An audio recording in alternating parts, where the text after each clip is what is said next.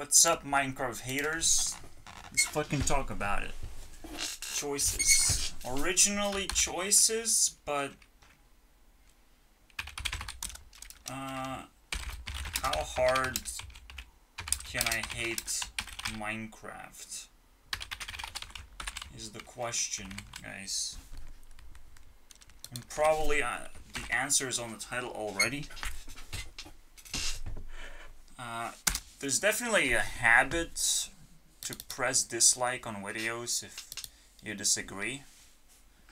Because whenever you disagree, you want to fucking shoot the person. It's like, well, you don't exist anymore. I'm sorry about that. You don't exist in my reality. Reality's all relative. I don't give a fuck about truth and opinion. So yeah, I don't give a fuck about likes or dislikes, just like anyone else who dares to diss track. But I often attack Minecraft because it's a thing. It's just my thing, honestly. I banned it after all. I destroyed the Minecraft team essentially. And I left Captain Sparkles as like the top of the leaderboard in a way as a Minecrafter, as a pure Minecrafter. If you just throw Notch away as well. Captain Sparkles currently haven't actually earned anything, so he still sits in 340. Used to be sitting at 330. We'll have to figure out basically how much we're gonna hate Minecraft based on his content yet again. And I used to do that actually. And I'm gonna be watching his content in general. The fun part is that his personality kind of conflicts with mine. I'm not exactly sure where he stands, but I can say it like this, okay? Captain and I share personality. We're gonna start here. So I'm definitely interested in his channel right now from that perspective. Because if he can find content in Minecraft, he will do Minecraft 100% of the time. That is his strategy. If he can't, or if Minecraft is outshadowed by Among Us, or is just not popular at all, it just becomes boring or something. There's more cooler stuff on Reddit to review, whatever. Like, he's gonna divert his content in those directions. He has ways out if Minecraft becomes fucking toxic garbage. Which, one thing that Minecraft really sucks for, most Minecraft maps are parkour.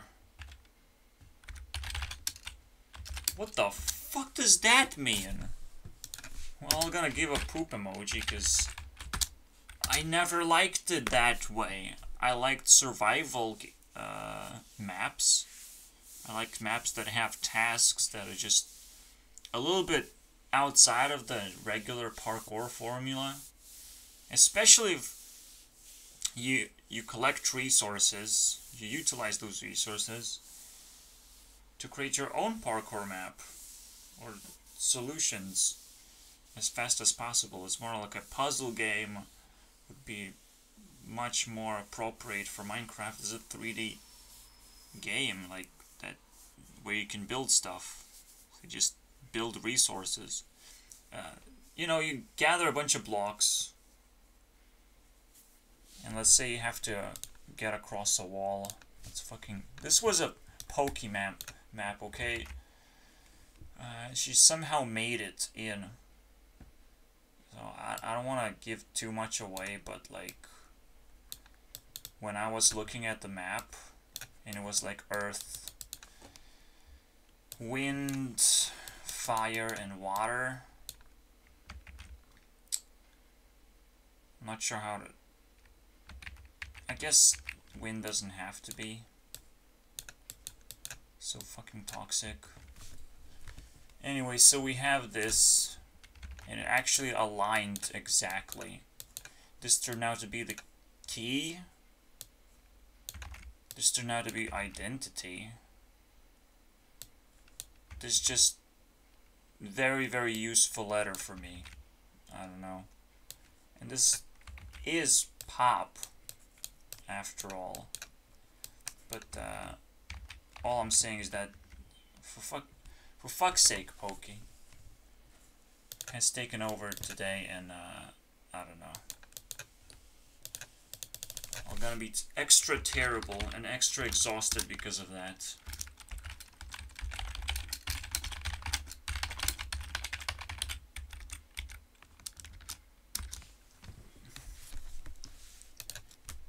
What a stupid key. Anyways. Yeah, imagine there's a simple fucking task. You get a few blocks, and all you have to do is just stack blocks up and exit. And you have used 5 blocks as a resource. Let's say at some point in the game you can come back and recollect the blocks or whatever. You can remanage resources. But the best way to do it is just to completely reset the map. And then you unlock the ability to buy a certain different kind of blocks. Buy things, right? And you're looking for the cheapest solution. So certain blocks would allow you to jump higher than 1 block up or something. And here you go. You use 3 blocks that potentially are cheaper than 5 blocks. This map never existed, by the way. This sort of game style, as a puzzle game style, well, cool, you know. But that's the reason why Minecraft gains popularity in various periods. When someone invents something really cool. And potentially this time we just reinvented Minecraft by playing it later. And PewDiePie had to do it. It's like, whatever. And then there's something else was happening at the same time while PewDiePie was playing it. It's almost like, you know, PewDiePie knows how to jump on the meme when it's starting to rise. So I can't necessarily blame him for peaking Minecraft. I'm not sure if at the time I actually picked up on Technoblade earlier than just Minecraft Mondays, but that can't be right? It's just, it had to be it. So anyways, my idea of a puzzle game never happened. And I should have... I'm very upset about this, by the way. I'm very upset. So imagine there is this 1 block survival map where you mine the same block and it has an array of different blocks it's gonna give to you. Right. So it already feels like a little bit of a puzzle game, but it's not quite entertaining to just go all the way to level 100 of the block types you're getting. If it's all randomized, right? If you're leveling up, it's one fucking thing. Because I hate progression. I really hate. I like when every map, you pick up a map and it's replayable, basically. It can be repurposed. The difficulty can be enhanced, you know, like you actually leveling up a map slowly, and it's replayable fucking hundreds of times, almost like infinity amount of times. These kind of maps don't exist. People still don't know how to make them. Okay? And I'm a little bit desperate because I'm way smarter than this fucking person that was 10 years ago that tried to do something with Minecraft. Something. I was just barely handling the tools that I had at the time. But my ideas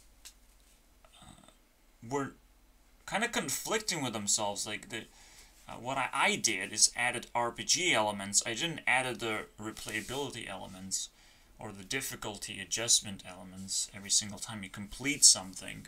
I just made a very tedious game, actually. I almost, like, hate myself for it. So I can't just hate Minecraft. I'm hurting myself in the process. Spawned the Creeper's Forge was actually also conflicting my main idea that I just finished pretty much. So it takes fucking 10 years to just generate a decent idea that would save Minecraft and push it to the next level pretty much. And who knows what happens next, because once you have an idea that makes the game work and you implement that idea, all of a sudden this idea is now bigger than Minecraft itself and potentially spawns a new game that handles the idea quite a lot better. But what I think is gonna happen is I'm gonna build Minecraft for myself. There's this huge Minecraft thing going on, right? And there's little newbies circling around and trying to fucking crunch into it, because there's so much more that you can handle. Minecraft could have been so much better. Every single step of the way. It's all... And the fucking fun... The most fun part is that pure experience is needed. Pure experience of just being able to build the best maps ever. And you as a map builder, you're actually a little bit more popular than the YouTuber, in a way. For a split second. Because you get people engaging in your map. They're not necessarily aware that they are splitting themselves from the YouTuber into actually a more engaging space. So it's another responsibility for map makers to actually create communities around their maps. It is not easy to do, but it happens. So it's easy enough, I guess. But most importantly, fuck you guys. I'm gonna put my own M in front of myself. I will not see Minecraft anymore. I'll see fucking Edge of Minecraft. Whatever's most popular. Whatever's super edgy at Minecraft.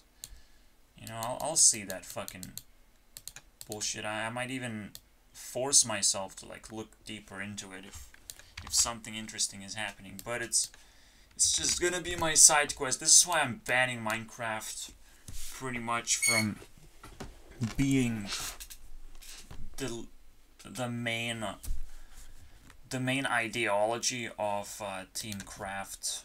The Team Craft is not gonna be what it is.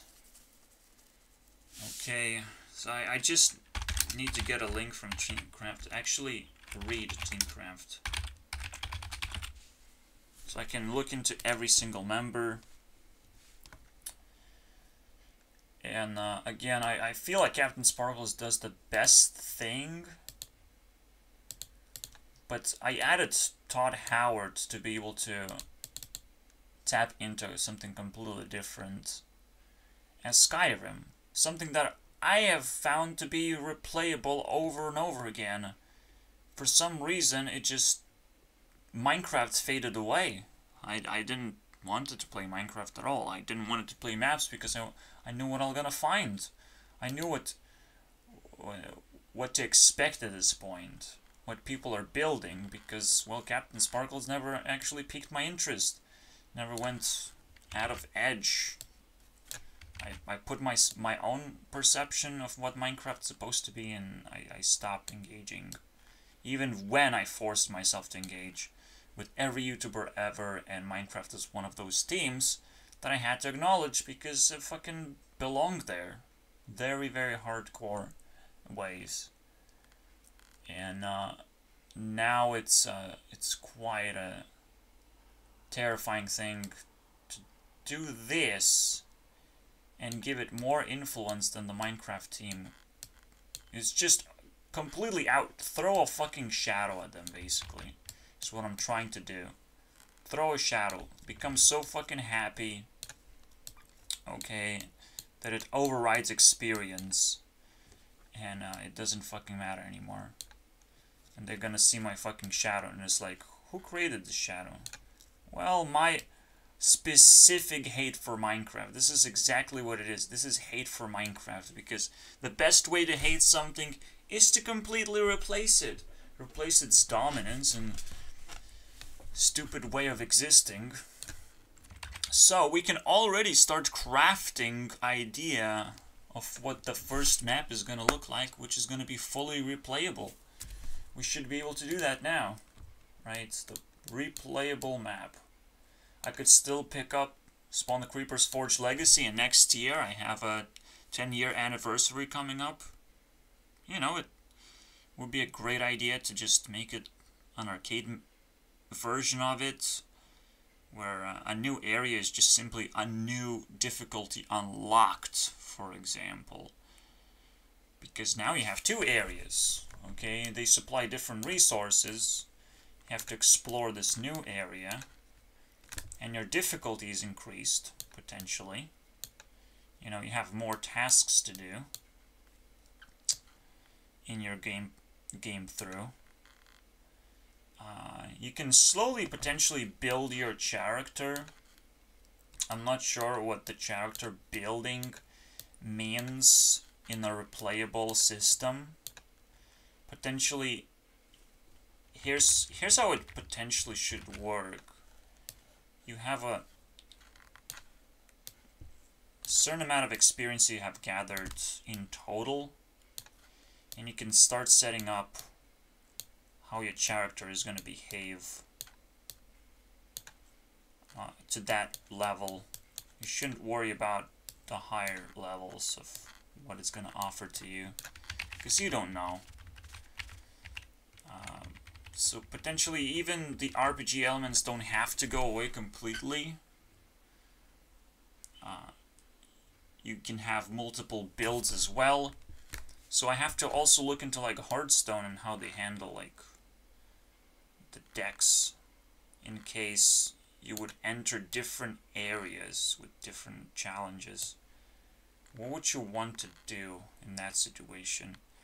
Now I've played some app that creates a very generic situation, but Hearthstone can do it too. You just play mobs and like you smash into things, into problems. So the same way can happen in the Minecraft world. You have tools, you smash things. And in Spawn the Creeper's Forge we had special variety of tools, like the shovel, the mining, I guess harvesting also applies here. And I think these are all of the tools in a way. But these are special harvesting tools. There's also dealing damage tools. Right, so the sword, you can add the spear of piercing and the blunt damage. The smash. So those were all the possible damage variations that you could have in my game. And it would determine based on whatever the block requires, what kind of damage, which tool you would use optionally. Potentially multiple tools work, but only one can harvest the block properly and destroy it fast enough. And the tool doesn't break as easily because you do it fast. Anyways, so we're gonna explore this idea basically, I think. Slowly dive into this idea of how a replayable map looks like. So essentially you start from scratch, you have some kind of character build, and I think, yes, I think you have an initial experience pool, I think. And even more fun to the way to do it is to have like when you unlock a new level. This is so hard because there is a perfect solution to this problem. And I have been tackling this problem for a long time. Just an idea. Tackling a fucking idea. Something you can't necessarily build towards to and grab the idea as you're building along. Because as you're building, your Minecraft thing becomes identified almost. It cannot adopt new ideas sometimes. And this is why I am very, very upset that there are ideas that are not being adopted yet, and it could potentially beat Minecraft. Simply, Minecraft did one thing well, and it's like we adopted the 3D technology of this building and destroying blocks. That's all we did. And if people end up just building parkour maps, then yes, all there were are just different kinds of blocks that we jump over and explore the way the world looks, but that's just it. There's no actual strategy behind the game whatsoever. There's no actual gameplay. Minecraft was never even a fucking game in that sense. Unless you... It's even uncomparable with Mario. Mario, first fucking game of Mario. It's uncomparable. Mario is more of a game than Minecraft is. Despite Minecraft giving you so much freedom, but as a game concept, it is just not working unless someone makes a level, which is still worse than Mario level most of the time. Right? You can see that trying to reach for that gaming level, only a few people can like get a map that you can spend time in, but even that is like an illusion of a game. Truly, if a game shines, you don't just spend time, you understand the design is like flawless, and you truly like it. So the players have to pretty much decide it in the end. And I don't think Minecraft shines through that level of game design. We're like, we totally know what are the best maps out there, we totally know what to play in Minecraft. No, that's not happening at all. And besides maps, if you want to play in servers, and you're pretty much playing a chaos game, playing a FitMC madness, where you can start with Anarchy server if you want. You can find some game rule servers that you like a jail server, but in the end it's just either a grind, or it outpowers you, or it's kind of boring, but you're mad enough to adopt this world anyways because you're simply not bored when you're interacting with other people. But that's what kind of makes you mad, is like if you truly need human interaction, and that's the only way you do it, it will make you do stupid shit just to get attention. And like that's what this biggest Anarchy server feels like it's fucking total madness. And my FitMC is on the game, on their team, is doing fine, but I don't give a fuck about his career at all. In the end, it just turns into this Antwenum exploring Minecraft thing, where what's the point? It's not entertaining, it's just a video. Yeah, a video might feel entertaining and clickable, and you get more views because it's easier to watch than a Let's Play. But that is him just basically trying to survive Minecraft's downfall. By looking at Minecraft, it's like, who are you, Minecraft? Nobody fucking cares. Where the Farlands, how to discover a Minecraft seed based on out of a picture. Nobody cares. You can make us pretend to care if you make a lot of effort into a video, and it goes smoothly, right? And we presented all these fucking images to navigate through. Like, okay, I get what you're talking about. Your story is very coherent, but it sucks in the end. So, you know, like, fuck. the whole concept of Minecraft just falls apart. So let's just keep going with my idea. I'm thinking that the moment you discover a new land, the second level, now you have 2 levels to navigate through with different amount of resources that you can dedicate to. It's almost like God damn it. World of Goo. Okay, World of Goo. World of Goo basically was and still is the only I would say it's the G, man. You saw the O goes to the Earth elemental because Pokey fucking poked my ass off. So I technically own all these U letters as well, and I also own the G letter just because it's the green pill. Or there's probably more reasons, absolutely, not just because I took the G letter somehow, which is also fascinating. Why would I do that? I can't go back in time and figure it out, honestly, but we're stuck here now. We're stuck, and I love the G letter, and I love the world of G.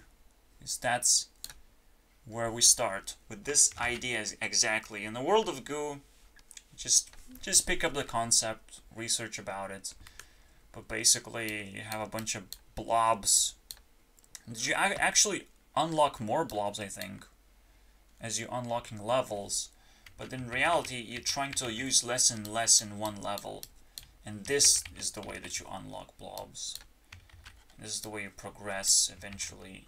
I'm not exactly sure.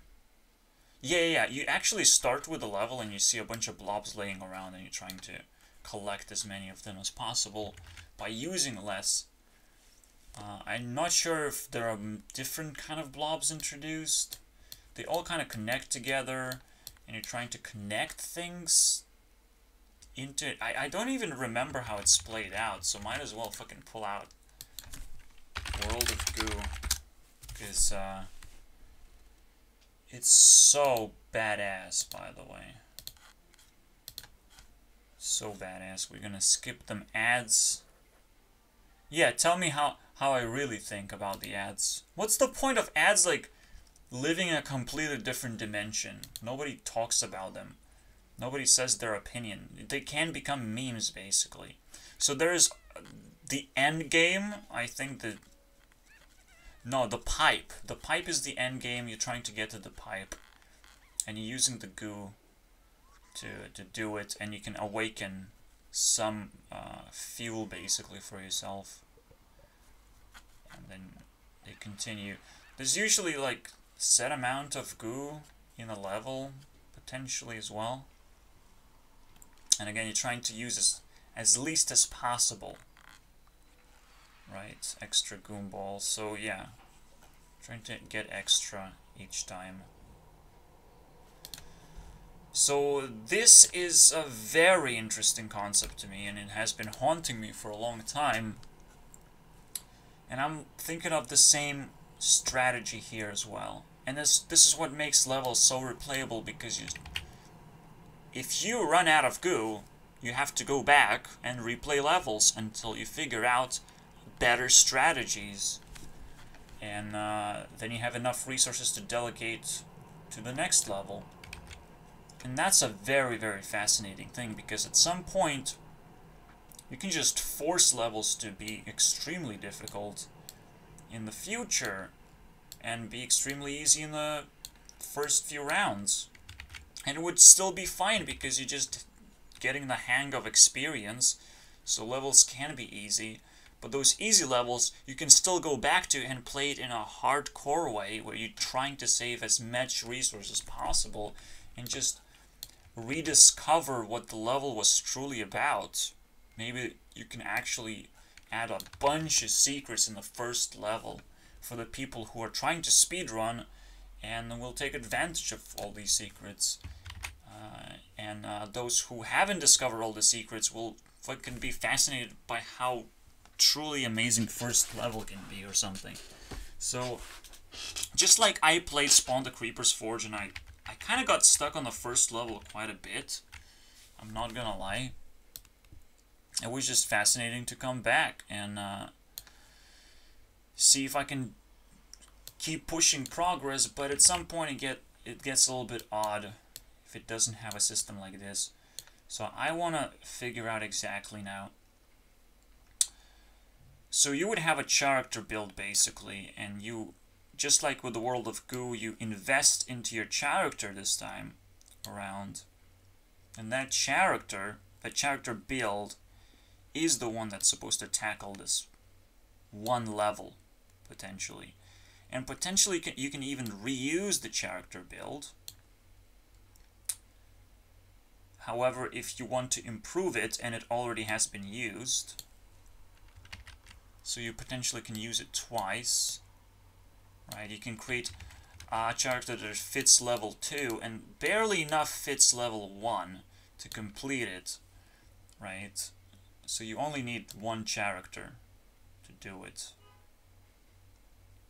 And then it can't really complete level 3. You have to create a new character, but maybe you need a very tiny character this time around. It's not a big investment at all. And you keep figuring out who can fucking do it, basically. Essentially, you are trying to create a super adaptive character that can do almost every level ever, but each time you understand, right, like investing into a character, into expanding its skills gets more and more exponentially expensive, so it's better to just when you're looking at the range of skills, right, it's better to spike and make specialist basically for specifically that level, and those levels also will be designed to request specialists, but if you figure out how to cheat through them, it's almost also very much intended to be that way. So I think that would be a very good idea. And absolutely, I must acknowledge that most of the time people are going to leave completed levels behind, and they will attempt maybe reuse a character, but they will just give up and just create a new one each time. They will adopt some kind of strategy, basically, whether they want to complete 2 levels with one character or whatever strategy they like. But most of the time the strategy is going to be just, I create a character, I have to complete this level, then I try and reuse it, but then I create another one and try and complete it. Just so the fastest way to progress, that's the way it goes. So that's, you know, and because there are 6 different types of damages that you can do, some levels might even repeat in the level, in the way that what kind of tools you need to use, and potentially tools speaks for themselves the most. But I saw how Creeper's Forge was quickly getting very complicated, and speedrunning that thing would be quite a big challenge, I would say. Holy shit. There was a lot to keep track of. There were more skills introduced than just handling tools. There was a list of a bunch of skills. You have to manage that as well. Like, you have to have a minimum amount of armor or something. So all of a sudden, despite you leveling up and encountering a bunch of spikes, you're also slowly building this universal character that will come back and should be able to crush some levels, right? Sometimes you will create a new character that will consume those little blobs that you left behind. I think that's a very fascinating concept. A fucking king, basically. That's amazing. Okay, so it completes the level 4, but it realizes I can complete level 1 as well. And it just consumes it. And you always test, you always come back, there's different character builds, and you see how it completes the level. It's just, now the possibilities are truly endless, and you have a gameplay to top that off. It's just way better than Minecraft or World of Goo, okay? For some reason they share reversity. Too bad N doesn't reverse into R. Minecraft. Fucking garbage. Picked up a pickaxe and that's where it ended. That's where Minecraft ends, basically. With one tool. Oh, get some diamonds. Get some copper now. Or get some netherite. Smelt it. Put on some armor and you're set to destroy everyone. Just need a sword too. But it's almost like a piece of armor. It's just... That's what makes Minecraft so easy, because everything is accessible at all times, including the easier difficulty. So whenever you feel you need easier difficulty, you're just gonna take it.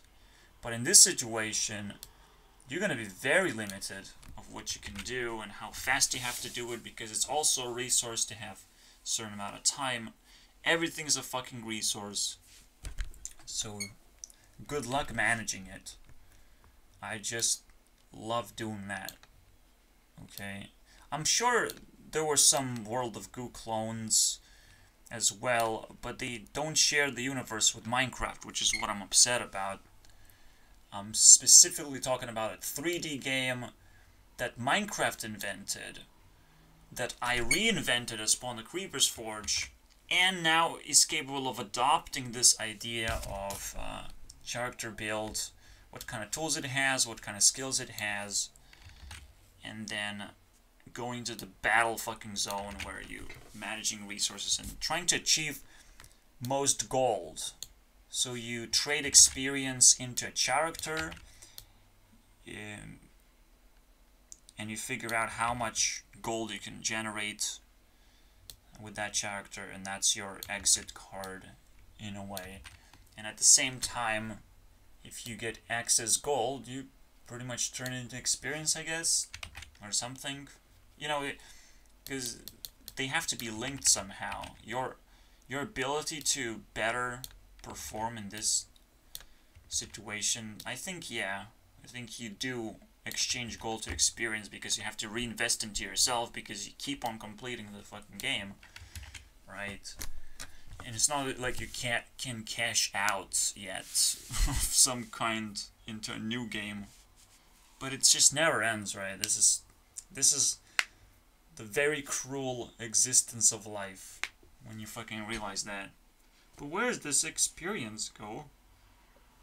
But I have earned so much gold. Where does it go? Haven't you played MMOs before? Gold doesn't go anywhere. Gold becomes experience to your character. That's just the way it goes. And this is also gonna be super single player, so it's very much more aligned towards people who would play Skyrim over Minecraft than people who would play Minecraft servers or something, or with friends. No, I want... It's basically catered to Captain Sparkle specifically, and nobody else, man. Fuck it. I said it. That's that. I think I explained it very well. There's nothing else to explain. This is just like... Now the next thing to do is just... I can talk about level design or something. But the biggest frustration now... I can't really repurpose Minecraft to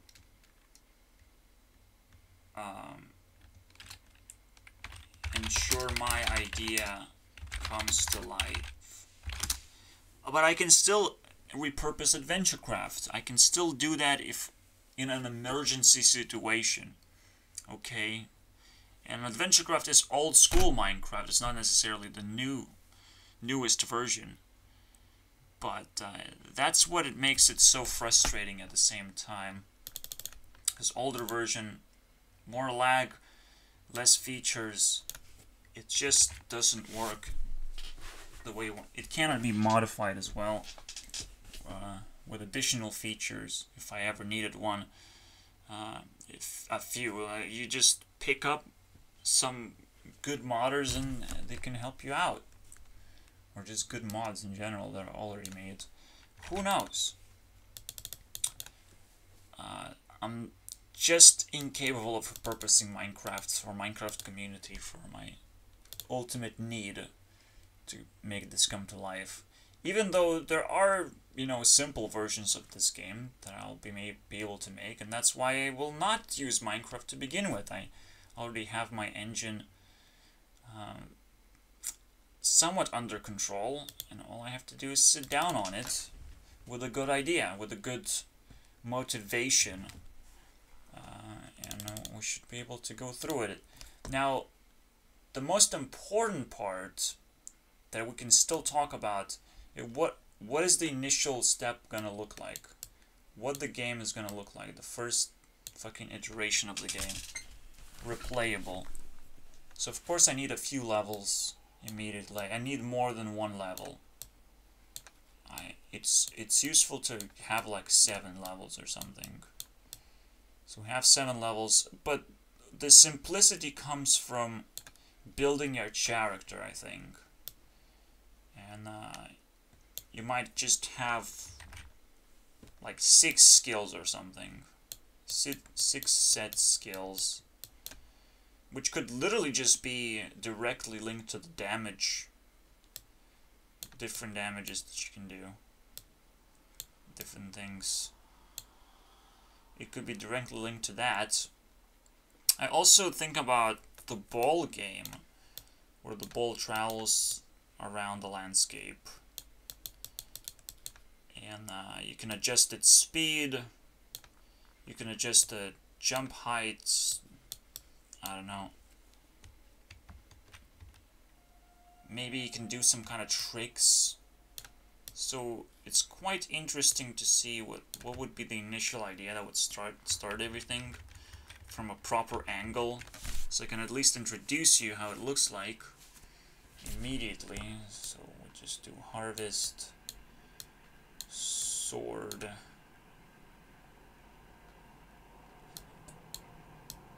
It's almost like arrow when you try to spear someone down. It's almost a throwable thing. So it has a huge range every time. And then the mace. It can stun opponents, break their armor, and all that.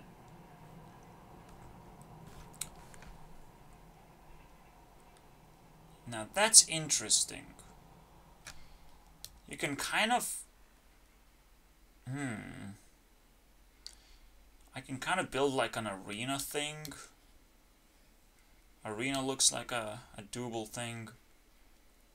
But I already did that. Pretty much Spawn the Creeper's Forge shows you how it's going to be done. You enter an area, you discover like some hostile places, you discover resources that you're going to be mining. You basically discover the progression meter, and obviously the goal is to like remove hostility, but the real goal actually,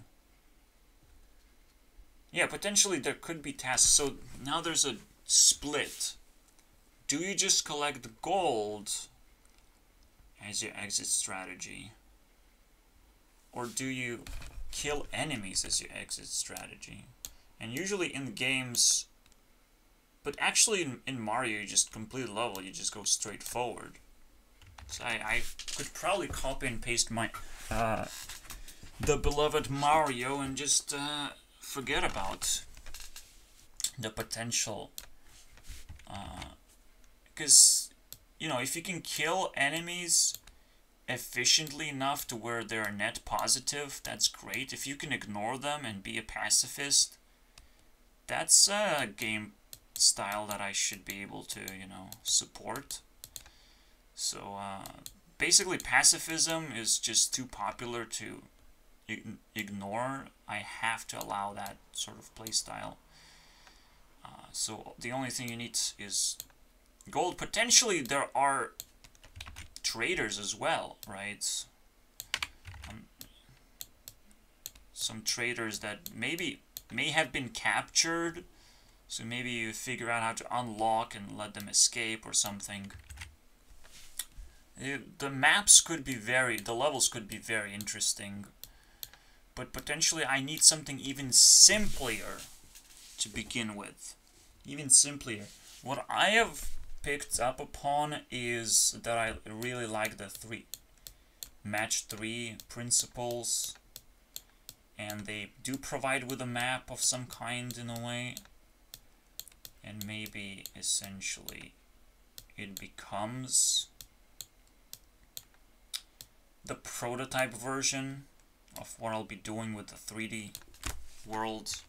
Because I still have to master my engine first before I start doing the actual Minecraft bullshit.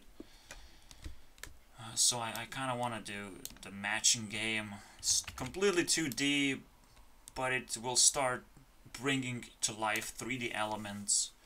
We'll start bringing to life enemies, because I have to display an enemy at first, at least its model. So I definitely would choose the simpler version first and still allow this dream to exist, right? So that's fine. It's all basically decided now how it's gonna look like. I would love to bring Spawn the Creeper's Forge to life immediately. Okay. And it might work in some, again, simpler version as well. I'm not gonna throw it away. I'm gonna confirm this is potentially gonna happen next year, because I need to celebrate an anniversary for sure now. It's an emergency type of situation. 10 years is a big fucking deal. And it includes kind of more than my universe at the same time. I'll figure out later what that means, but I really want to ensure that some simple version can still work out just fine, where I don't invest too much. Like the planes, you can modify and mine them out, but the enemies are not gonna like jump into a hole that you just dug, and digging holes is not that easy, and it still wastes time. So potentially I can do quite an easy job if you unlock and you get away from trouble. Basically, if this gets undetected, now it's a complicated thing, the detection system, right? Why should I do that? But potentially if you get undetected, you don't get in trouble, and they don't attack you, and like they let the thing escape. This would be too scared to escape because this guy is detecting you.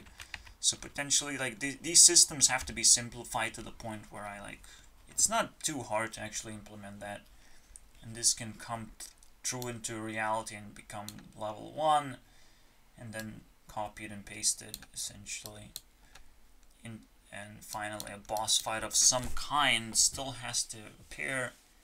Just a meme fight, okay? You have to have something memorable for the very end to give to players.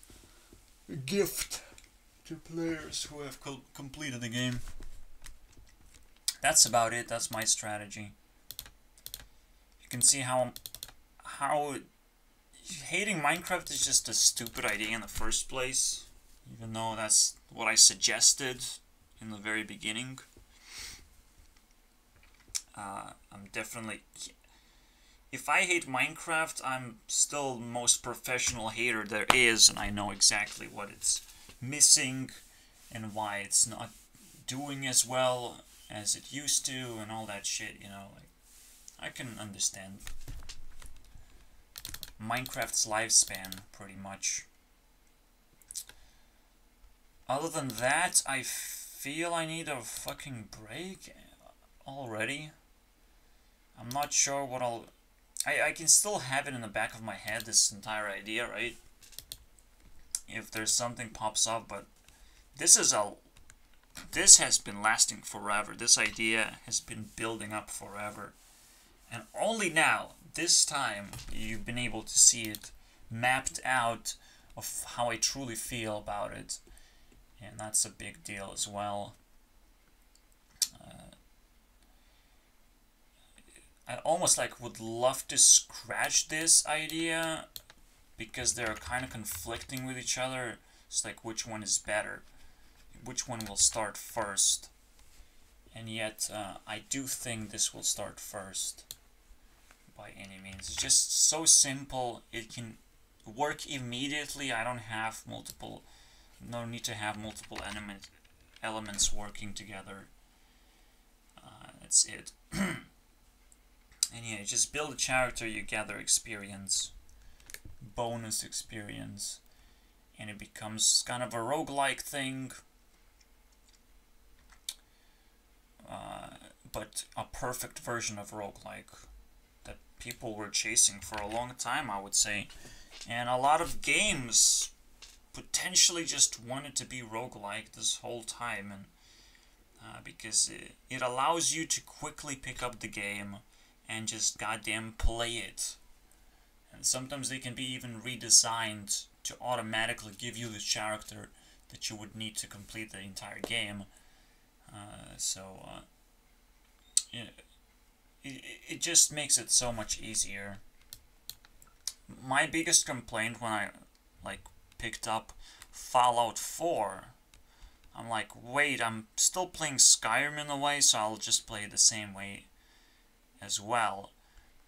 But it's the same complaint with Skyrim as well.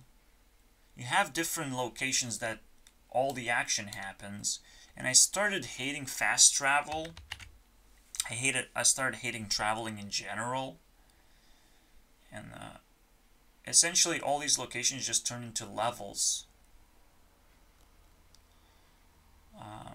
that you take advantage of. You squeeze value out of those levels. And that was kind of fascinating, but you know, now I started wanting this fast travel that makes sense. The fast travel that puts you in the right place,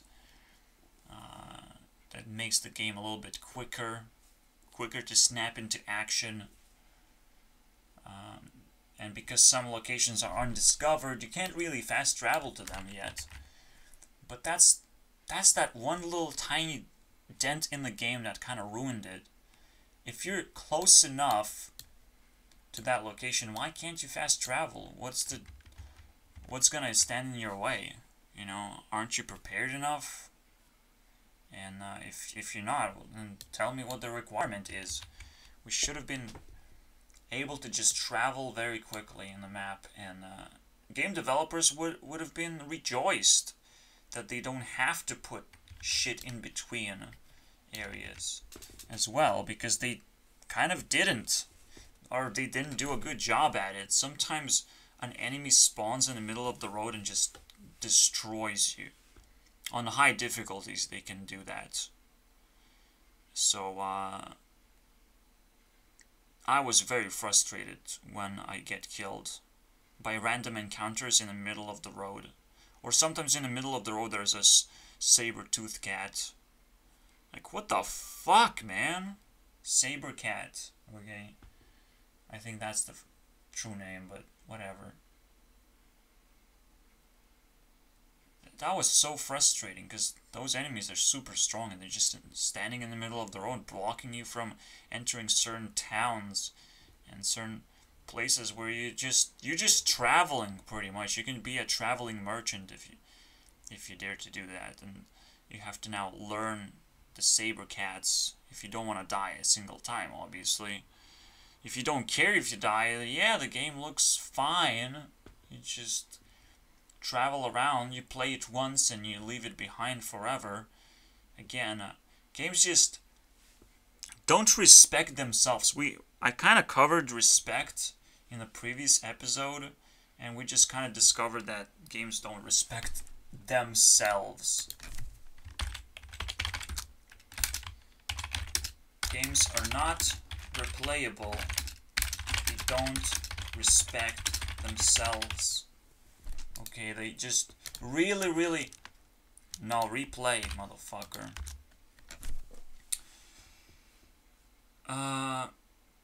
People are just clickbait at this point.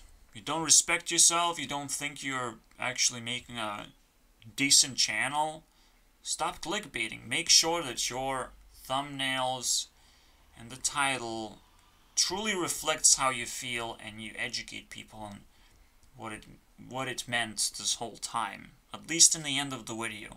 At least. You know. But I think it should develop over the video, and the title is kind of the conclusion of what happened, what you have been able to generate this whole time, what you wanted to show truly.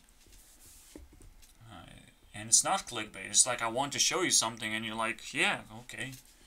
You're friendly enough. Obviously, if you need to be vicious sometimes to gain popularity if you really wanted it in the first place. But it has to stop at some point, and, well, YouTube police, let's put it that way, has to happen and stop people from doing just this initial stupid shit of, like, how do you bait people into watching your videos? What are you actually doing? Aren't you just harming yourself?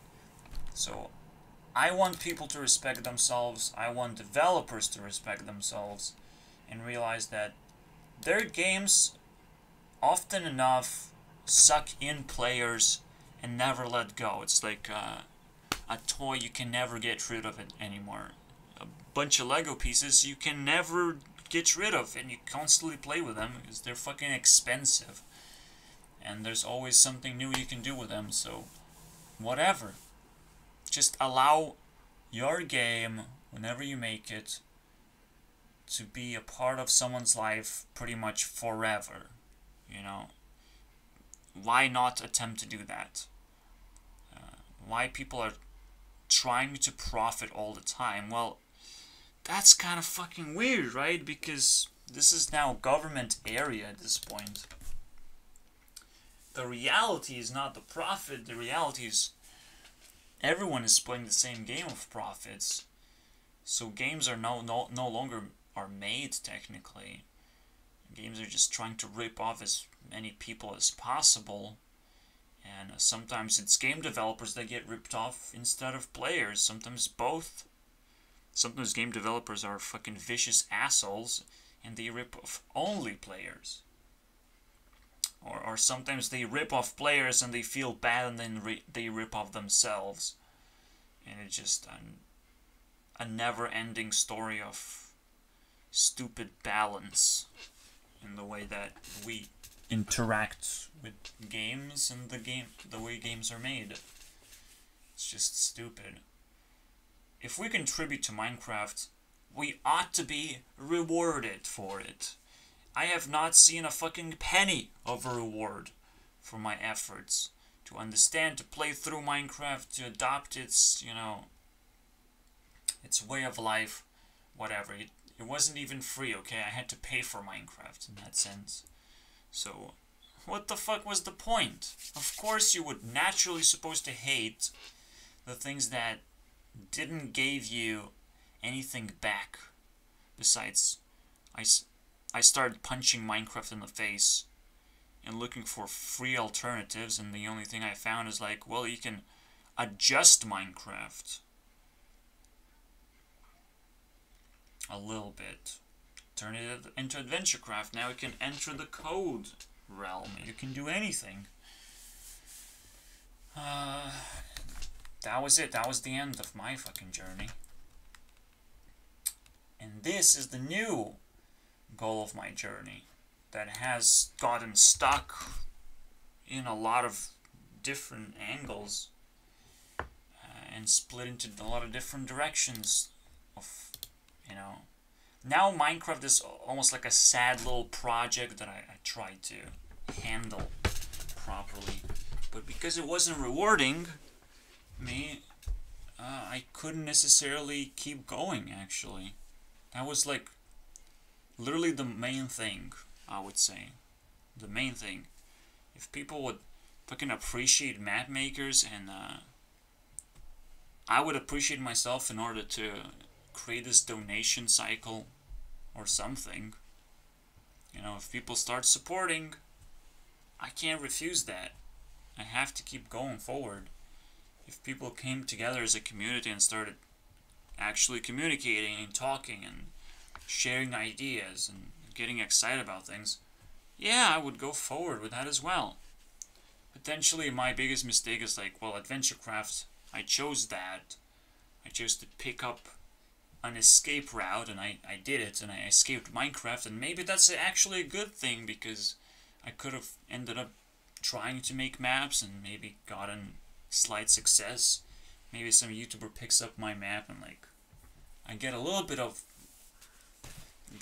stuck in that loop of Minecraft where it might not even still be rewarding at all. So I win the competition, I feel good about myself, AdventureCraft dies, and I have to find a new place, and it's fine.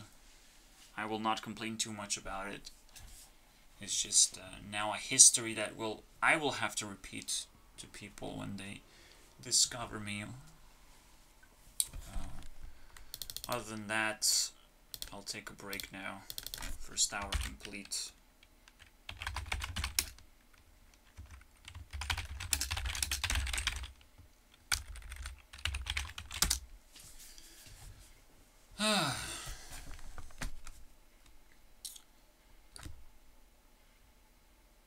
Yeah, today is gonna be a completely different day. Literally the moment my mom leaves, because my mom left again, if you haven't picked up the previous video. She always hospitalized, she always goes nuts, she always gets too stressed out if I try to have a conversation about anything at all. She has way too much powers, like I can hospitalize myself and I can call police on you. It's like, what the fuck is that? When is it gonna stop?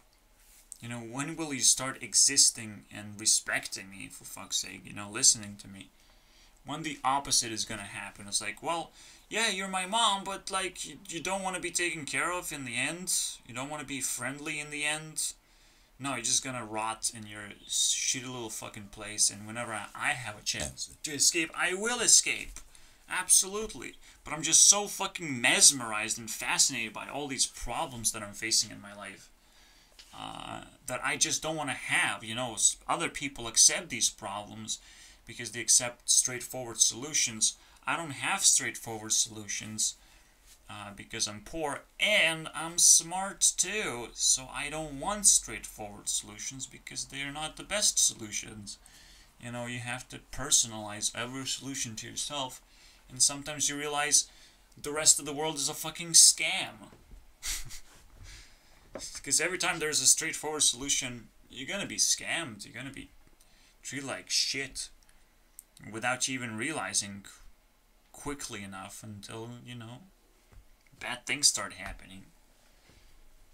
But that's just life. That's just you being fucking dumb and stupid. It's almost like some people think straightforward solution into getting rich is playing the lottery. Well, that is not quite it. People get rich in different ways, and you just haven't researched any of that. But even that's not true, because now I'm realizing even becoming rich is behind the wall of some kind. Being rewarded is behind a wall. And almost like games are built a similar way. They don't reward you for everything you do. They just reward you for completing a level. Or that feels rewarding when it's over and it's a completely new landscape or of some kind to explore. But then the games just become exploration. And it's like, well, I'm born here. I guess I'll just explore now, and the most interesting thing to explore is death. So yeah, cool. That's what I end up doing.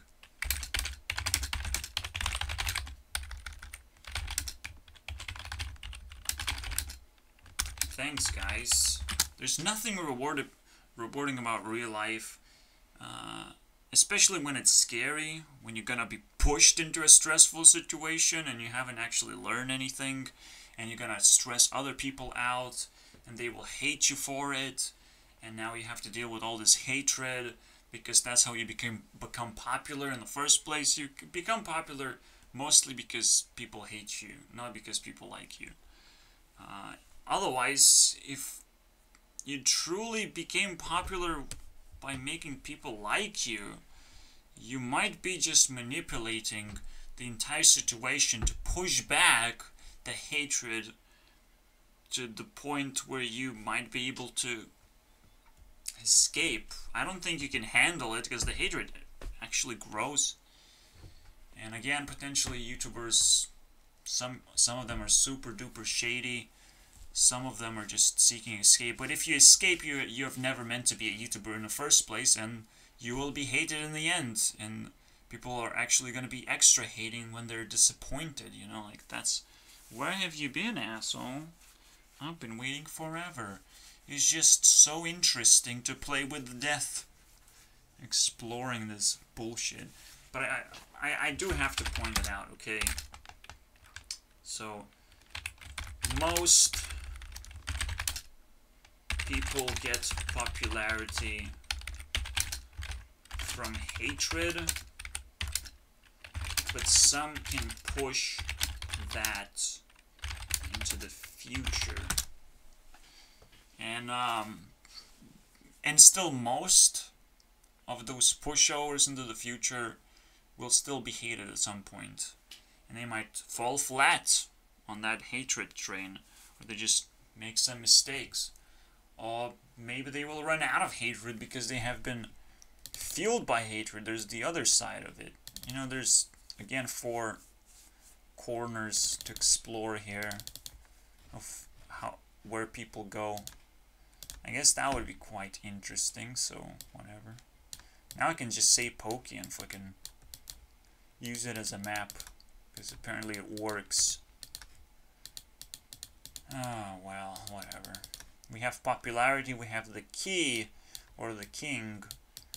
The key breaks the jail, which J also belongs in this list. And I very much know how to have a job, for example. Job is something that bails you out. B also belongs here. And I think it means bail because it's next to jail. And also it contains H because heaven and hell. But most importantly because of high. And that's the wind people speaking immediately with you. The high comes from wind people. I'm like, what the fuck does the high mean? What does this fucking mean? It means nothing to me. When I want to speak with someone, I just say what point I wanted to make. It's like, you clicked on my YouTube video, I made a point. So you clicked on that point. What the fuck? What else you think was happening? So I don't say hi, but potentially you can make a video that says hi that everyone has to click before they click anything, any of your points, so they don't hate you as much, basically. It's kind of a wall against hatred. So, you know, there's a few letters. I've explained how they work and which parts they belong to, but now we're gonna look at the hatred map. So you can already tell the high deal is like wind people are gonna take the hatred, but they're gonna bounce a lot of it back. You know, okay, I don't like you.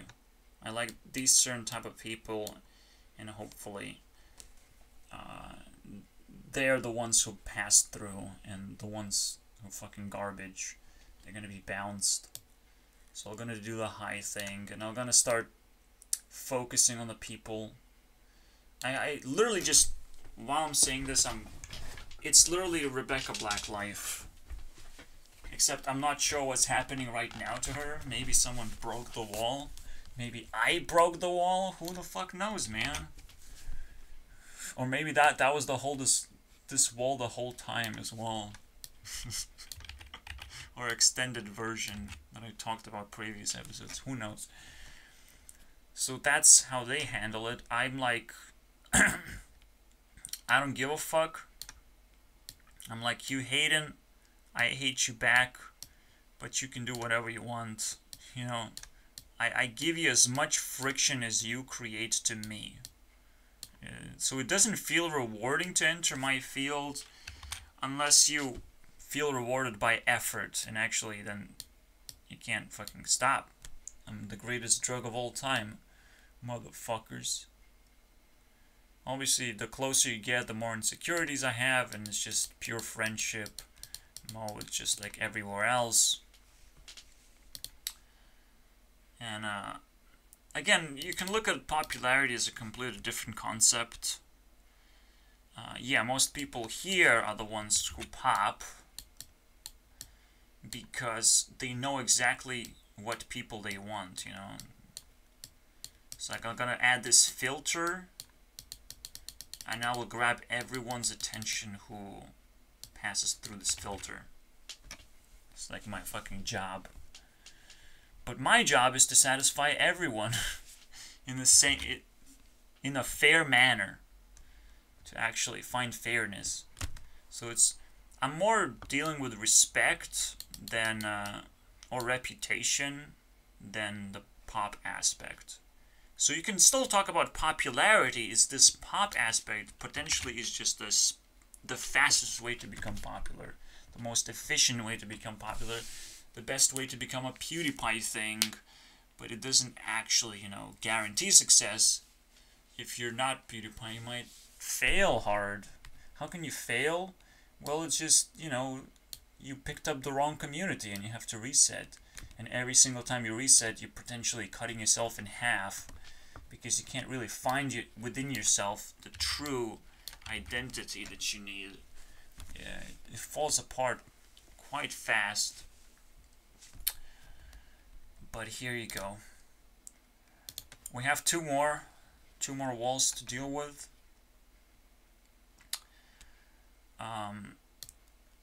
What I'm thinking here, there's a lot of giveaway stuff. The giveaway stuff comes from this fucking place.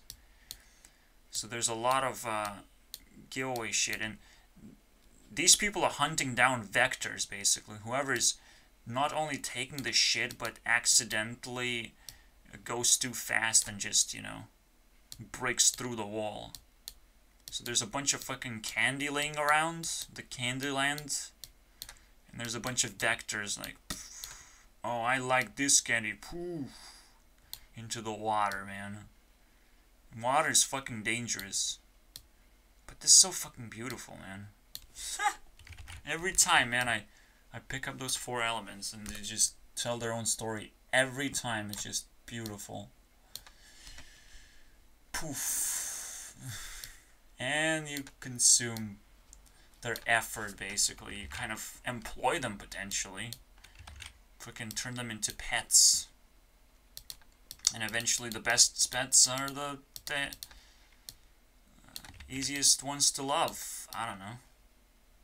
The ones who truly broke through, like, every single wall of protection you ever had. I don't know. And they established, and they have nowhere to go, so you like feel pity for them and all that shit. So that's nice. That's its own unique wall. And then there is the wall of fire. I think from intuition, the wall of fire means that you never sit in one place. Now you like belong somewhere. So pretty much like the difficulty gets higher over time. The heat gets higher, you get sucked into the heat. So what you're trying to do is like find the control panel, the light switch basically, that will cool you down in the end.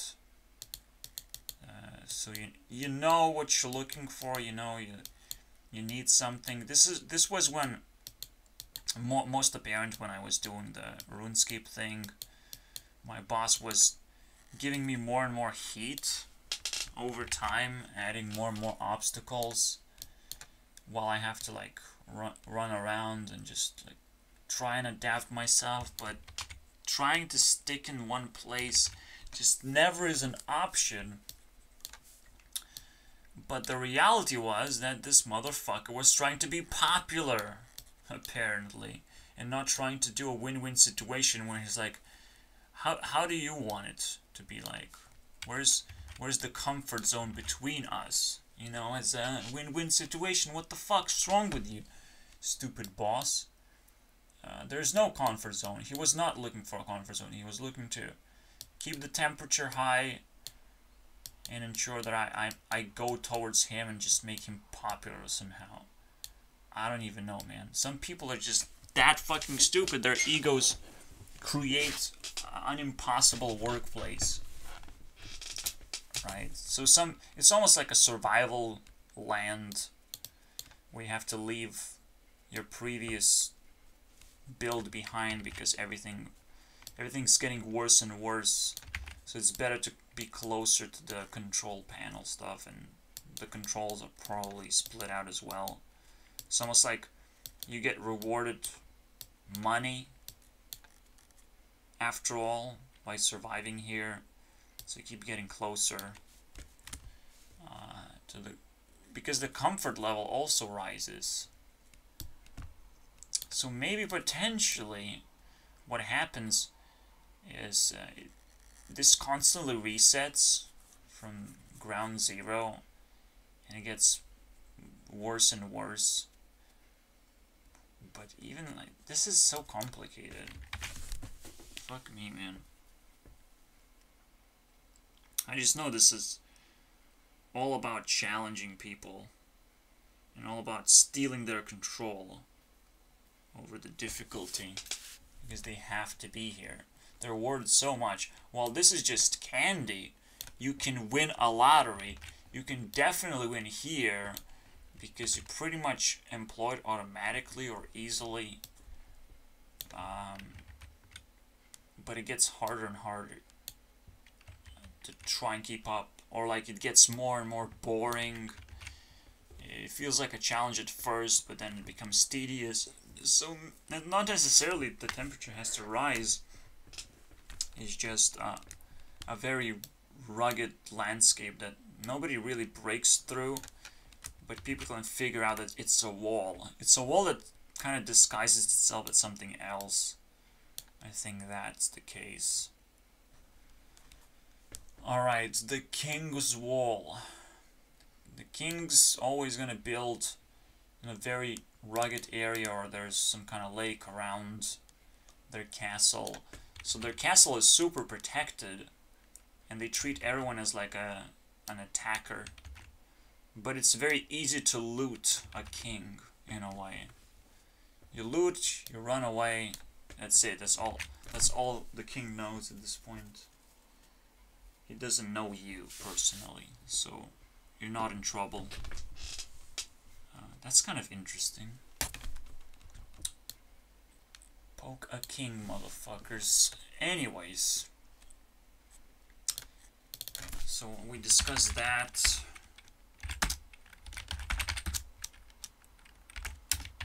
Established the 4 walls of popularity. Actually, now thinking about it, this would be Mr. Beast thing. So immediately, what Mr. Beast does, the moment you enter his area, he will make you uncomfortable.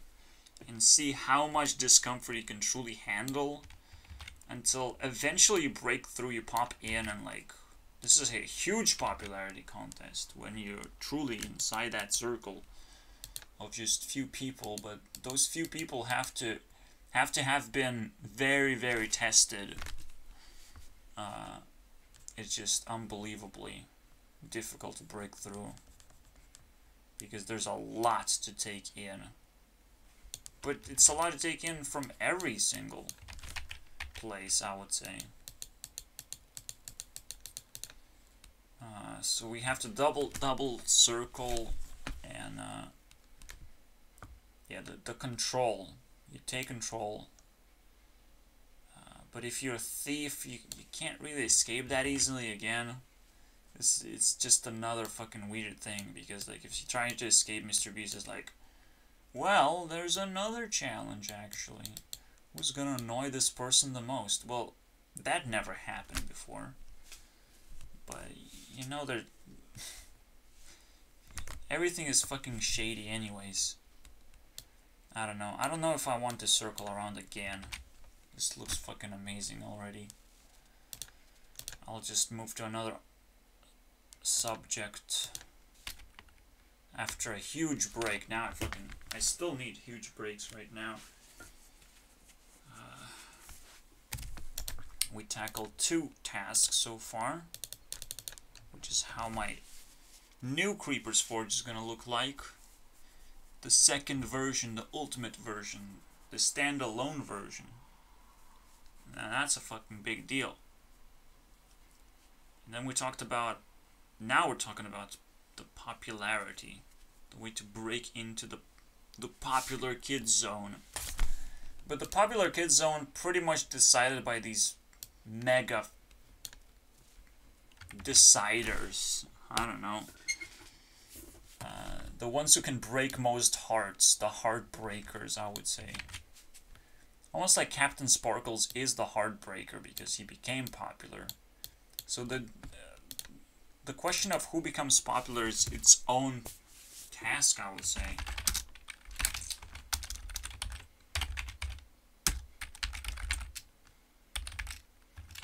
So people who become popular are the best heartbreakers. Because essentially, in order to become popular, you have to build this wall, build this attraction park, where you lay down rewards.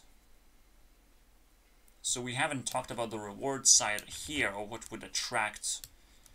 Well, the reputation part is like, you know, like, again, an investment return situation. Whatever effort you put in, you're gonna literally have your own little bubble, in a way, and you're gonna have a return. It's almost like, this is how you interact with the internet. This is what people talk about, this dopamine fucking park, where everyone is put into a bubble of their own algorithm. That's literally how it works. So when I'm talking about myself, the best version of me potentially is just any social media, or just even YouTube itself. This is why I am fucking YouTube. I understand what it is better than anyone else. So fuck you, assholes. I am YouTube CEO. Don't you worry about it. And because I don't break anyone's hearts, I'm not a popular person. It's just a very simple deal, I would say. I can be powerful, essentially. Once I figure out my powers, I will unleash my powers. It's just a natural thing to happen. And then it will give me popularity because people will break their own hearts. I won't have to do nothing. I will have nothing to do with it, pretty much. And I will have to disallow them to throw hatred at me, just because they broke their own hearts. So, you know, this is a kind of interesting, you know, you create your own bubble and you create a counter bubble. Counter product, which is an account, I would say. You're building an account that you can actually sell in the end. So a lot of people don't realize how valuable their internet presence is. So, because what Facebook does is just harvests these things. You know, oh, it's just green grass. Let me just harvest this real quick away from you. And the only thing you're left is just this bubble of constant repetitive motion forward. It gets harder and harder. You need to do more and more work. You need to be more and more unique in a way. It's almost like have very nice roots to grow faster and faster in that other direction. Because this is what kind of matters. This is what kind of breaks the game. You actually don't break the game straightforward. You break the game by almost creating quite a threat. It's like you are bigger than you thought you are. So that's the reward system. The reward system is left behind you because you're given free stuff, technically, because developers can easily harvest your data and all that other shit that you leave behind. It's just interesting playground, I would say. Again, this is where free-to-play model exists. If anything becomes popular, if they allow free-to-play to exist. But not necessarily, again, because people invest into like candies or something. So it can be a mixed bag, so I'm not gonna say exactly. But I'm just saying, like, platforms like YouTube and Facebook are free to play, they're just not games, specifically. So, and they're exactly designed this way. Now, how does this handle value? Potentially, you can, like, laugh at the people who bounced off the wall. You can make memes out of them, potentially. You do have to like gather together a community efficiently enough. Kind of create this beacon, IKEA tower basically. That's cool. So now everyone is drawn to this tower. Why is this important to people? And again, they will realize the tower has nothing to do with anything. It's their power beacon that the popular person, let's say PewDiePie, will try and take over, right? So let's say he can create drama versus T-Series. He creates this huge beacon. Everyone contributes. Many more people subscribe. So it's more about actually creating multiple communities potentially, and a lot of people feel like they can contribute. So that's one way. Obviously, the initial process looks different.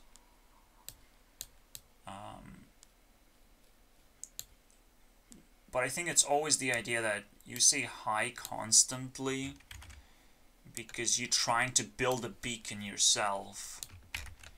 And you're constantly waiting for people to come in and just help you out. But essentially, you're not just building one beacon. Just like PewDiePie is not just a gamer of horror genre, he tried to do multiple things. And that's what made him way more successful than the other gamers or something. He tried multiple things. Just, it works so much better that way. And for me, because I'm interested in multiple things, I've been able to, you know, pick up interest in PewDiePie as well, even though, you know, you kind of have to as a YouTube CEO. It's just like, okay, if it naturally happened, then I'm cool. I'm still YouTube CEO then. Maybe we're just asking this one question. So there are beacons of interest, beacons of memes, plenty of. So it's almost now a Reddit thing of like, okay, we have so many beacons, you can create your own beacons and make me interested in that.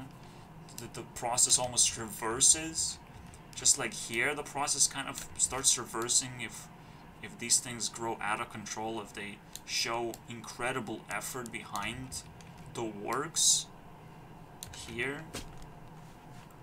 If your data is incredibly complicated or something, or just crashes my system when I collect the data.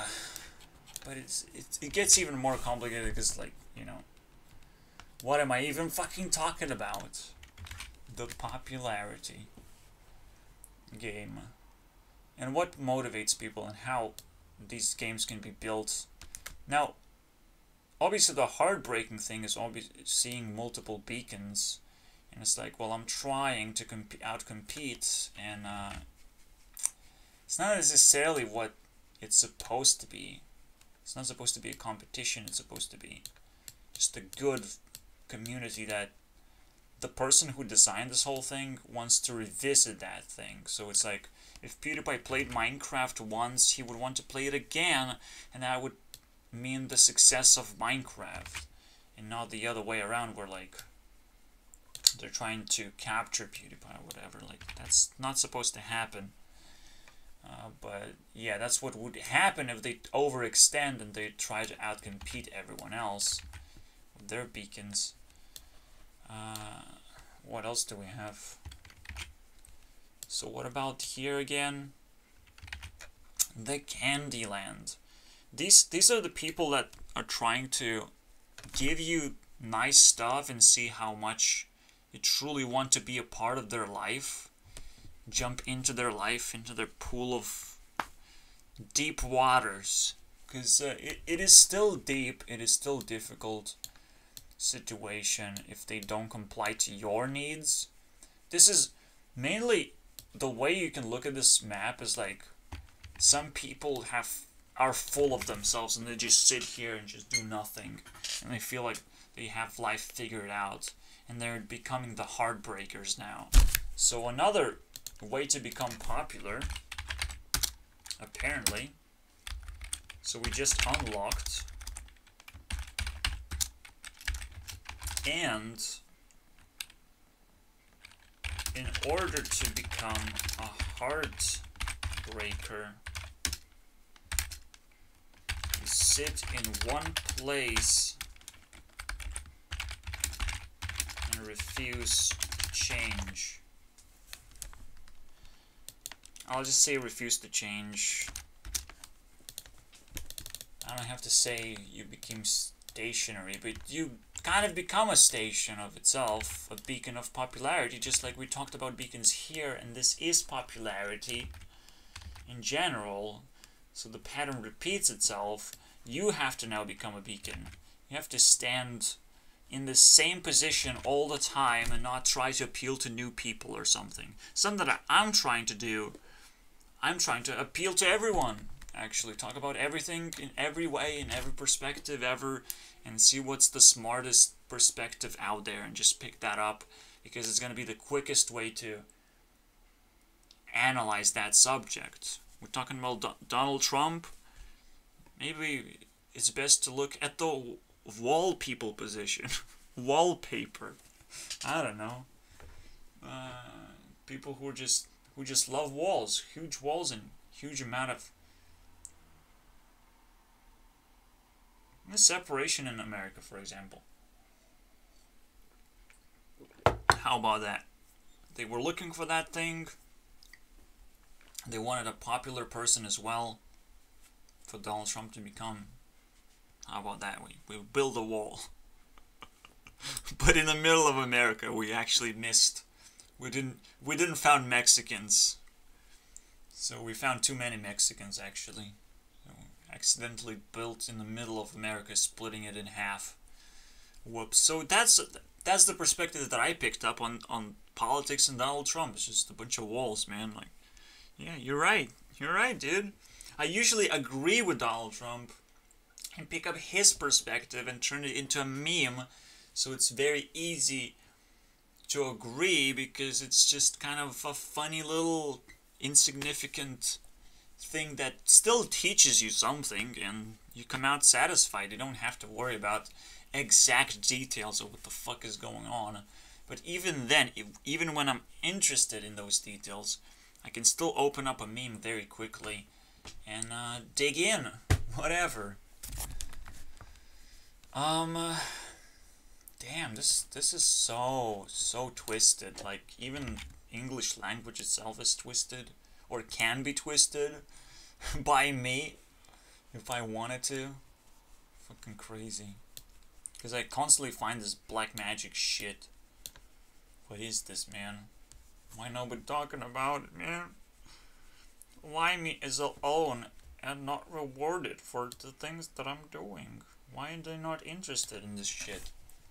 I would be interested. I would be watching my videos, fucking binge sitting through them and becoming a fucking zombie idiot.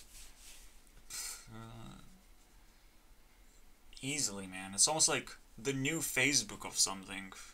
You don't even need multiple sources of information, you just have one dude talking to you. That's perfect. Obviously, double check, you know, the sources. Okay, who is Captain Sparkles? Oh, the block guy. The parkour guy. The digital parkour guy. Okay. Yeah, that's... checks out, man. Okay, keep up with your good work. Identifying losers and shit. Yeah, so I'm potentially doing the opposite. I'm trying to identify people, which is not exactly my cup of tea. but perhaps I'm doing it for a good reason. I'm mapping shit out because that's like the highest tier that I can make a switch here. Like if people switch from this to this, potentially it just makes them better. Just like I said with TikTok and Tinder switch, you can achieve much greater goals if you just switch your personality and switch your goals after you accumulated experience and you're full of yourself. Might as well do something crazy now that never done before. You know, like how many Earth people are gonna build the same candy walls as I would do? I would love to do a candy wall, by the way. Fuck. I want to give rewards to people. I don't want to just push effort back at them, basically. If you say hi, I have to say hi.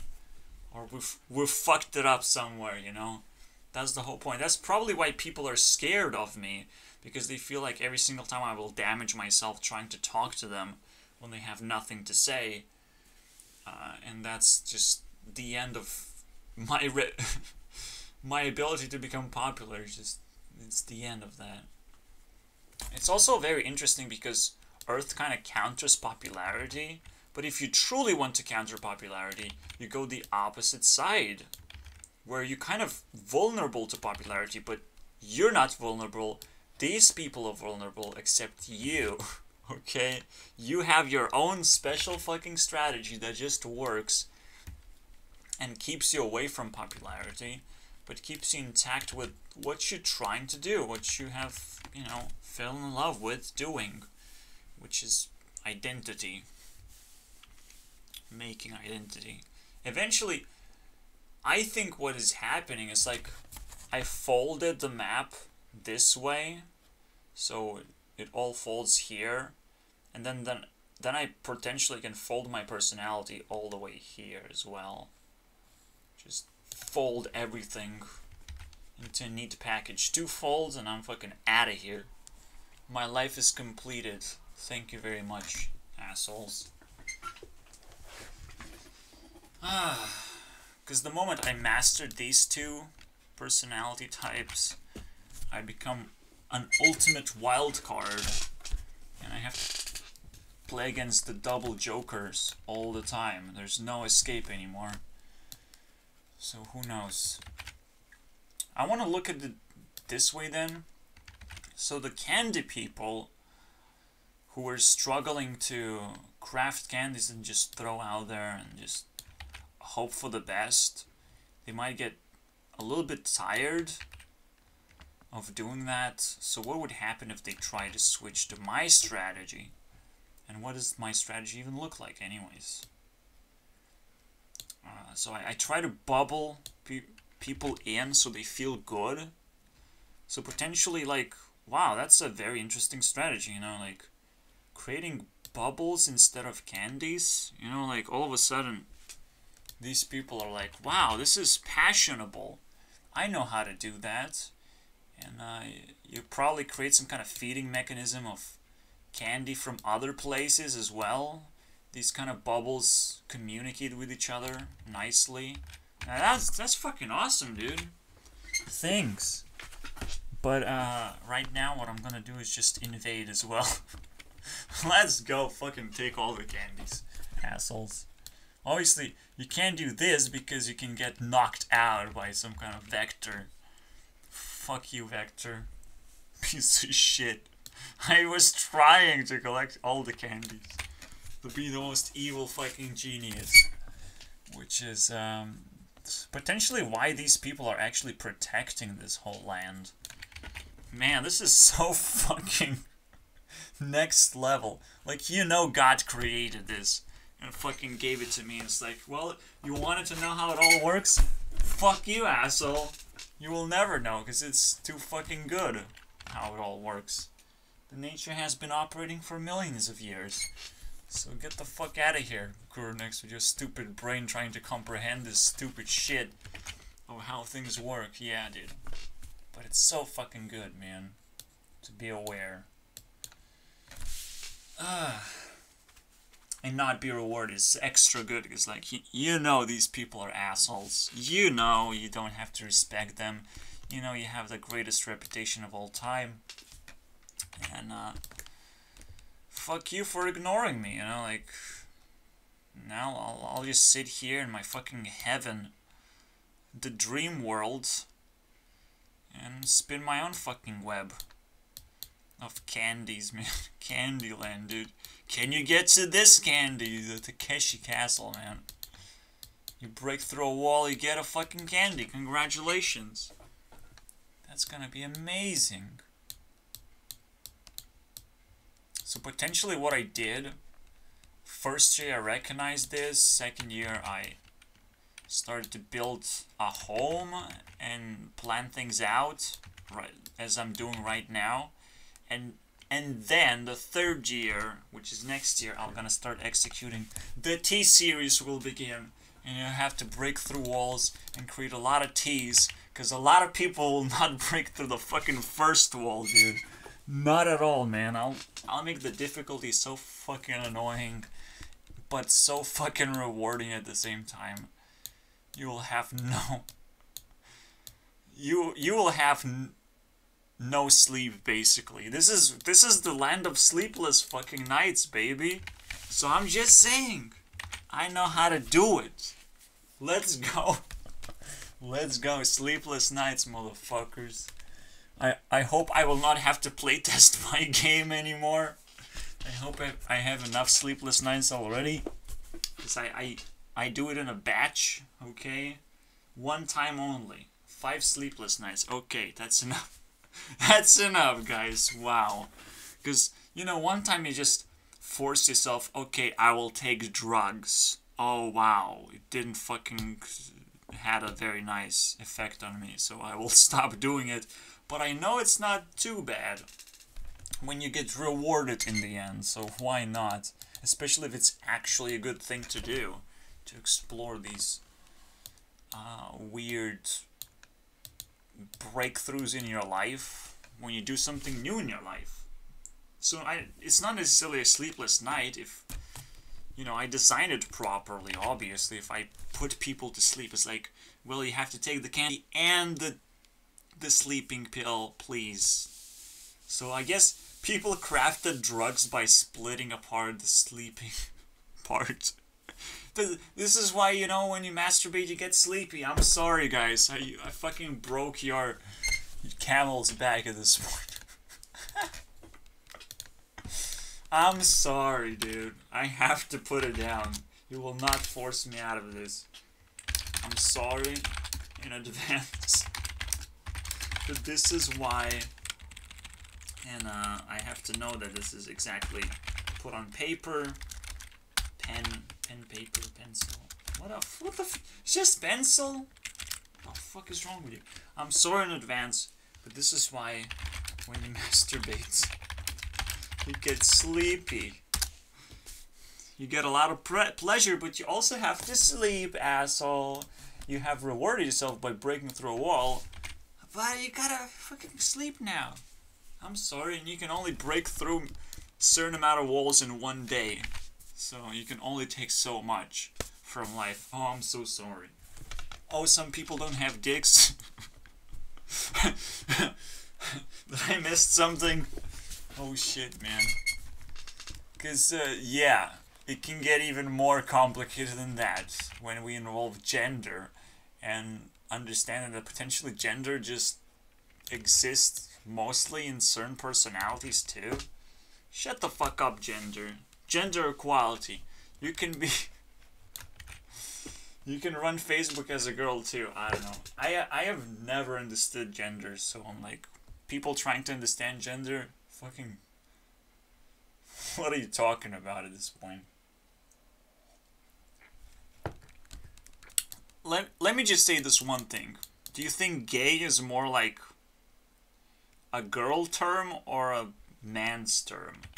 Why did gay survived as a man's term? What's wrong? You know, why am I G, man? Am I gay automatically now? Because my name starts with G? How about that? What if I am the gender? There is no gender. I'm the only one who fucking perceives it in the first place, because I'm the only one who can properly masturbate myself. Yes, I said it as well.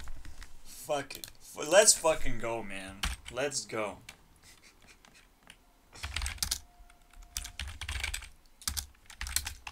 What if I'm the only one who sees gender? You know, I see gender because I have never seen... I've never touched a hole in a human body, okay, before. Where you can put a dick inside. Wow. I've never done that. I'm still a virgin. Maybe that's what allows me to see gender in the first place. Holy shit. Despite people, you know, forcing the gender to exist, right? It's like, man, build muscles, women look pretty. But that's just fucking social illusion, actually. And that's what people were trying to warn us this whole fucking time. Oh, this is amazing. Wow, people were trying to warn whole time. They're just looking pretty. Oh, also, like, what are the boobs, though? Sometimes women don't have boobs, and I'm like, I'm okay with that. I'm okay, dude. I don't know what fucking gender is anymore, so congratulations, guys. You just got yourself played. 2 genders, I don't know what it is even. What the fuck even is that? The gender spectrum, though. Yeah, fuck off, man. Now you're gonna cut my dick off? Just because I said that? Sexuality, yeah, that's a spectrum, I guess. Shut the fuck up about that, too, because you're just boring. You're just a boring person, I guess. Because I never had sex. So, it must not exist, then. It must not be a thing. You know, when you're a virgin of something, you have a completely different perception of reality, and you can show fuck you to a lot of people all of a sudden.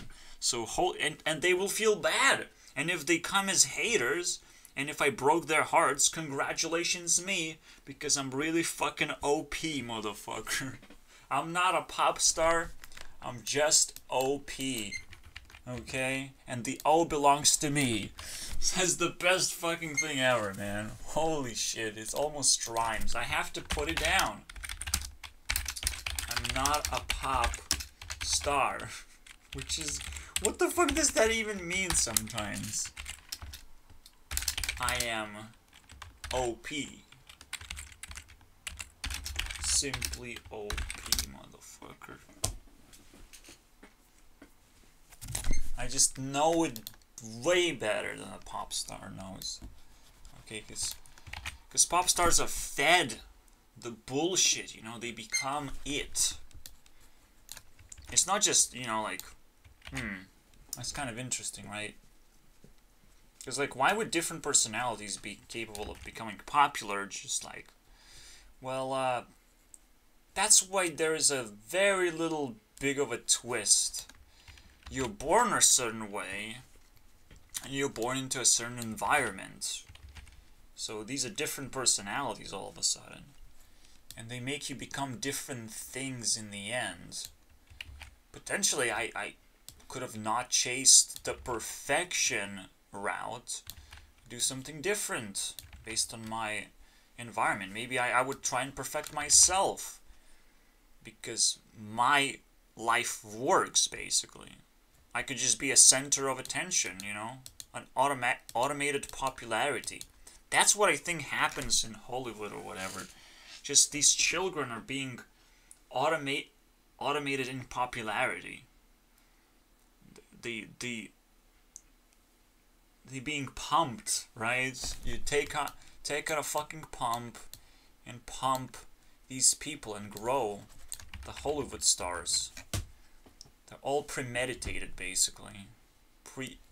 Pre-made. They all stand on their own already, so they're not gonna move. They're all already satisfied. So the best thing they can do is just be actors and be attractors. See, that's it. So there's definitely, you know, the environment is at fault at that point of who you're gonna become. So now the question is, what is my environment? Well, that's fucking interesting. I'll just say it's compelling and declare second hour completed. Shut the fuck up. I'll just go away. Because there's so much work that I've done, and I am not being rewarded for it. So I hope you can feel a punch in your face. Because it would really help me, my channel, and my editor quite a lot. It was Antoine this whole time making this video. Thank you, Antoine. Shut the fuck up now. Anyways, so what was the personality of my environment? So it's almost like a third personality trait, but I wouldn't say so. Because it would be super confusing. I say that the person has a personality and the sub-personality. But then it's like, what if the sub-personality was always the environment and there could have been all four of them, basically? You could be Earth if you wanted to. Oh, fuck me, dude. Earth? See, it would break down my entire personality list where I have 8 personalities, right?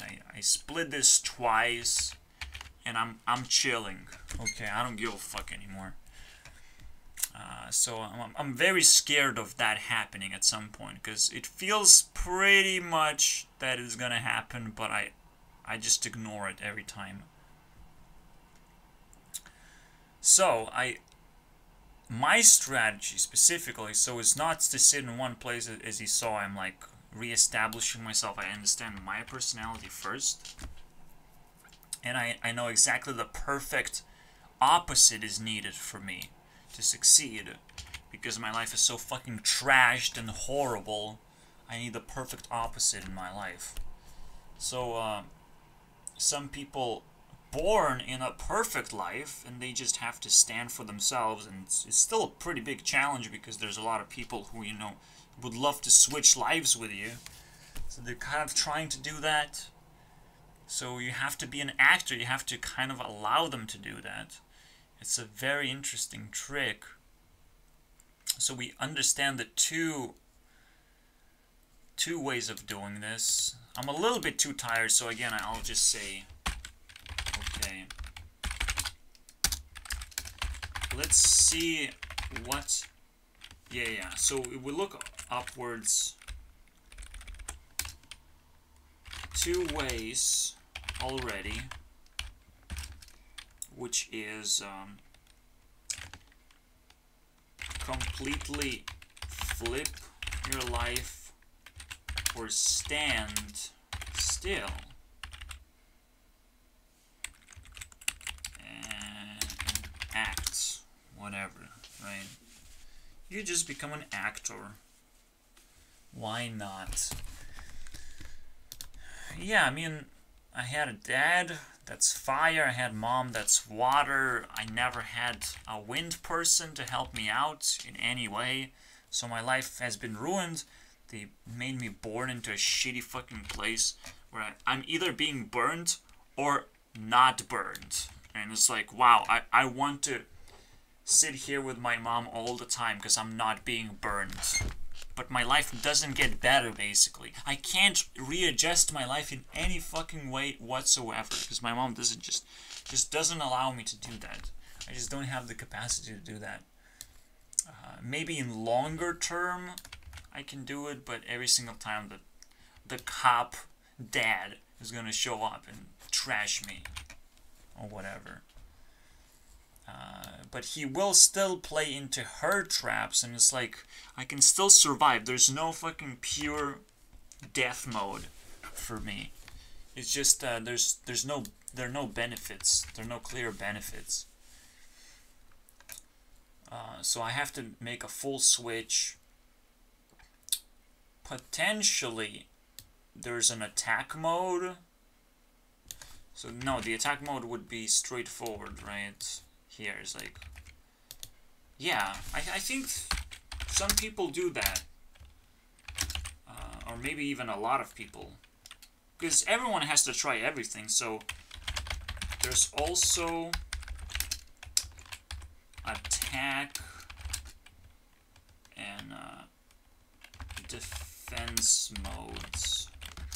So if you successfully defend yourself and you deplete your opponent's resources, you can actually take over their castle simply enough. Because your castle is going to be torn apart and all that shit. They're the ones sending troops all the time. But the moment you can weaken their behavior, so if you're being constantly bullied, you're actually getting a very interesting resource in that sense. Because you get constant attacks that you have to prepare for, understand, and just disable, basically. And at some point, you will realize there is someone sending those attacks, and you have to take over their castle, and you will be a fire person now all of a sudden. And so then, or at least in a fire environment, you will change your environment into the other one. Maybe changing the way your personality is being perceived. I don't know. I don't know about any of this shit. I'm just like, there's the defender part, as I've just described, and there's definitely the attacker part. So there was this, there is still a Monika meme, okay, floating around, and just like coronavirus, I feel like fucking I created it, despite how big it is. Because who fucking gives a fuck? If I'm suffering so much, right, I'm still a pretty good attacker anyways. But it just doesn't successfully, you know, comes back to me. I'm not strong enough to take rewards from that attack. But essentially, I could convince a bunch of people that Monika is actually is my thing, okay? I did it. I can take all the credit. If I was strong enough, I could do it, but I can't.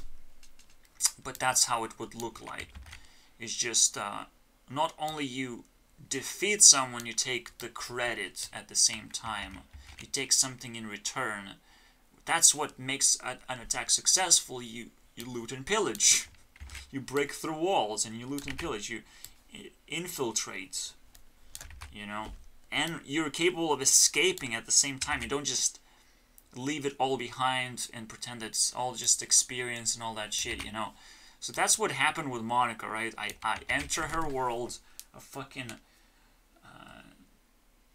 she treats me as a looter and pillager, obviously, and I'm like, I just want experience, no big deal.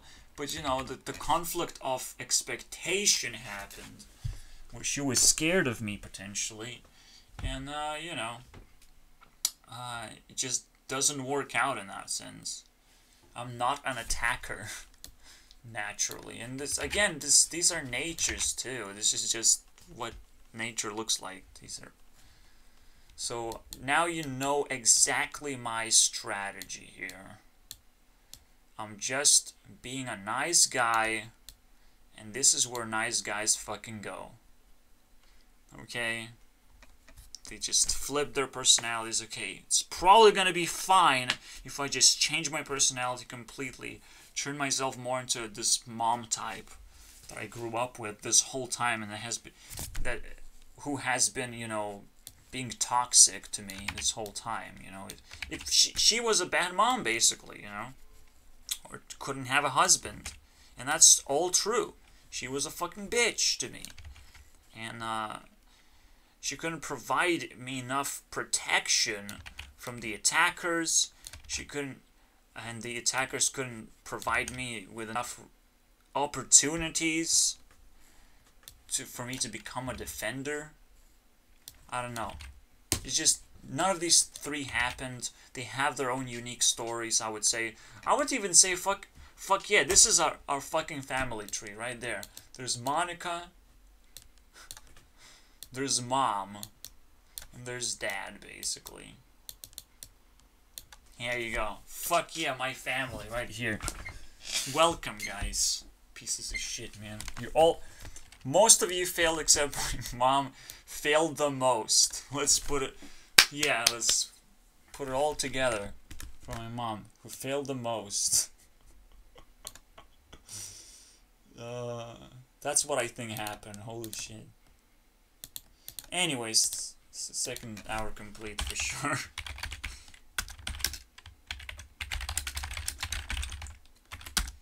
Man, These people will have to pay me at least a cent per view, man. And that's a lot to ask for.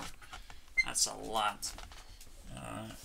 But still, actually it's not. A cent per view is actually normal.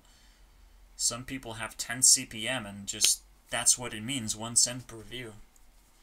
That's pretty good, I would say. 10 CPM is just what I deserve as a YouTube CEO, right? Fucking assholes. Maybe even 50 CPM. Fucking 5 cents per view. Can you imagine? But obviously per full view.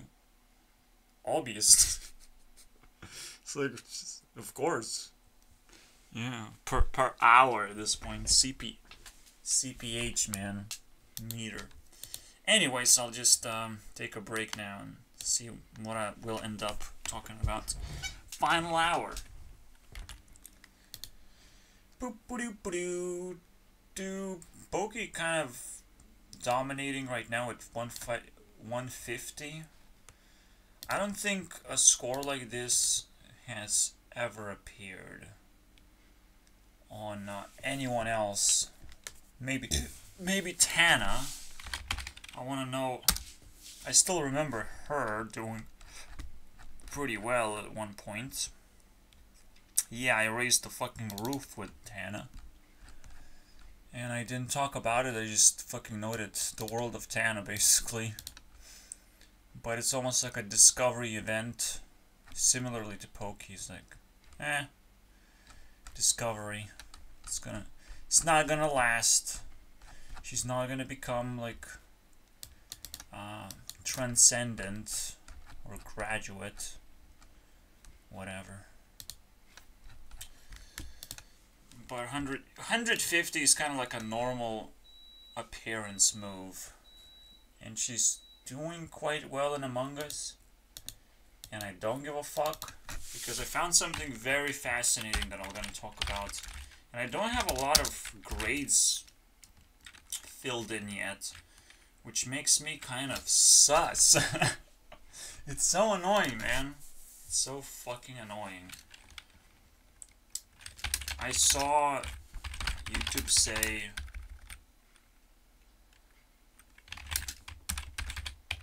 Orange is kinda sus on some viral YouTube video. Yeah, Among Us is going viral as fuck and I hate it because I know every single phenomenon of popularity also speaks for itself, also is very dangerous, changes perception of us, is a perfect fucking timing to talk about secretly killing people and blaming on other people, you know. Wow, now that the trust is low, we're playing Among Us. Haha. Very funny, guys. One thing I know, I will never be a suspect of anything, ever, forever in my life, because I never even tried to do anything in life. But one thing I do know, and this is a very interesting factor, I immediately started, this is why I started the video in the first place. You can earn money, but you still have to pay respect. That's how government does it too, okay? And let's pokey another fucking map real quick. For no reason, just because Pokey fucking dominates the day. She has to sit here. And her name fits, by the way, so like I wouldn't give her the floor. And I don't know because the true score is revealed in a very, very ending. So I don't know. The pseudo-mining operation is like on the very end, it speeds up quite a bit. And most of the time I would take the points if I get to meditate. I just kind of take points, more or less, for random shit. So I'm naturally a growing object, and nobody else is. Not even my teammates anymore are naturally growing. But that's the whole point. I respect myself. But this is the way to respect government, and government occupies the wind area. Tax. You pay tax to the government. That's respect, and if they feel not respected, well, they will question you for tax evasion, of course. They'll try to detect you for tax evasion. Cool.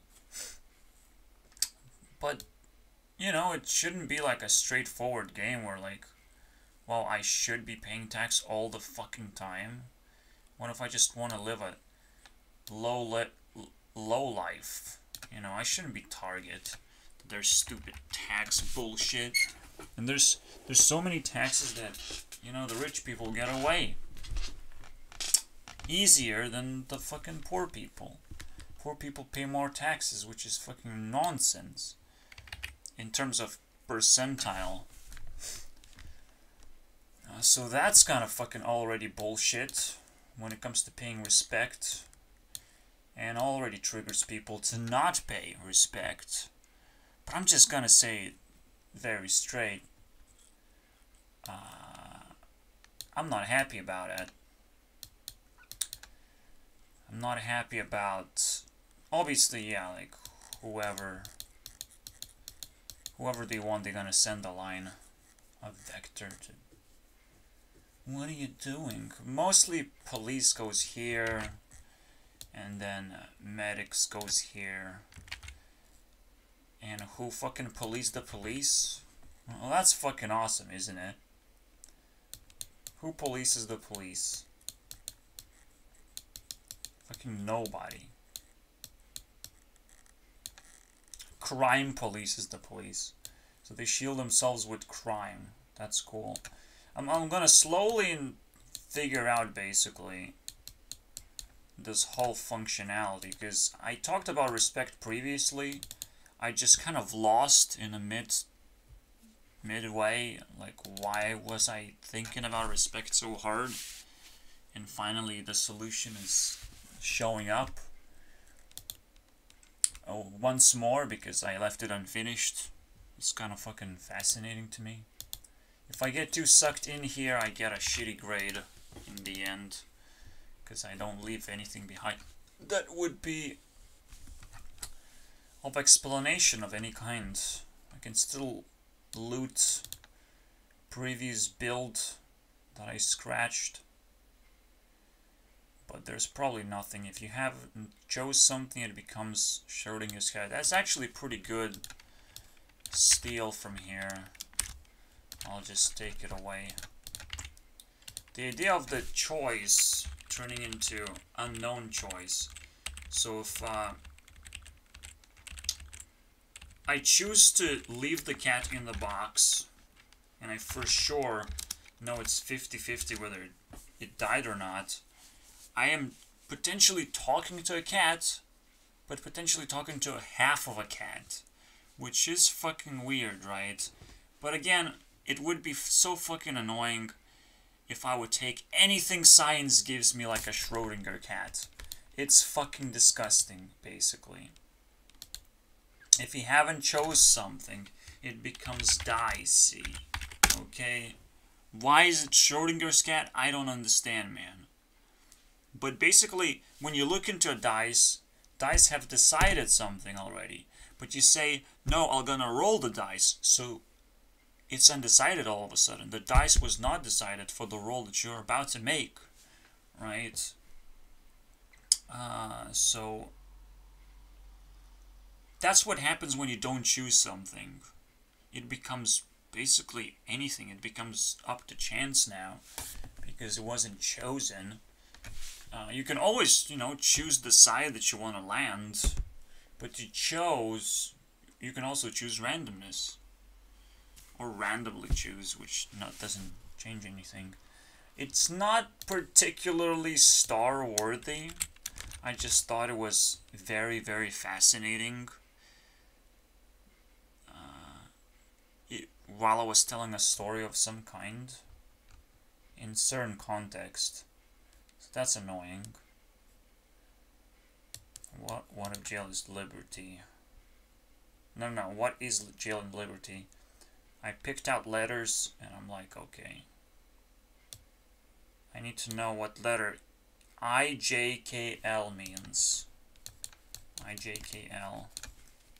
And I put K in here as the key. I put jail here as J as the jail here for myself, because potentially I just feel like in jail very often. Liberty here because if you control wind, you potentially have wings. You can escape any walls ever. Escape everything pretty much. So that's easy. While jail is like Earth, right? If you dig down into Earth and you're trying to learn Earth itself, you immediately encounter jail. So that's pretty easy actually. The key is fire, but it's more than that, obviously. Imagining that you dig down into Earth. But at the same time, you need fire to like light up your jail, to not feel like a jail anymore, to feel like home actually. That's kind of cool. A little bit of a key, or if you want all of the key, then you are out of jail in the first place. And then you have I, and guess what? You know, these letters aligned, and these letters kind of fit the narrative, and we got Pokey aligned. Kind of weird. We have Pop, and I said OP at some point. So yeah.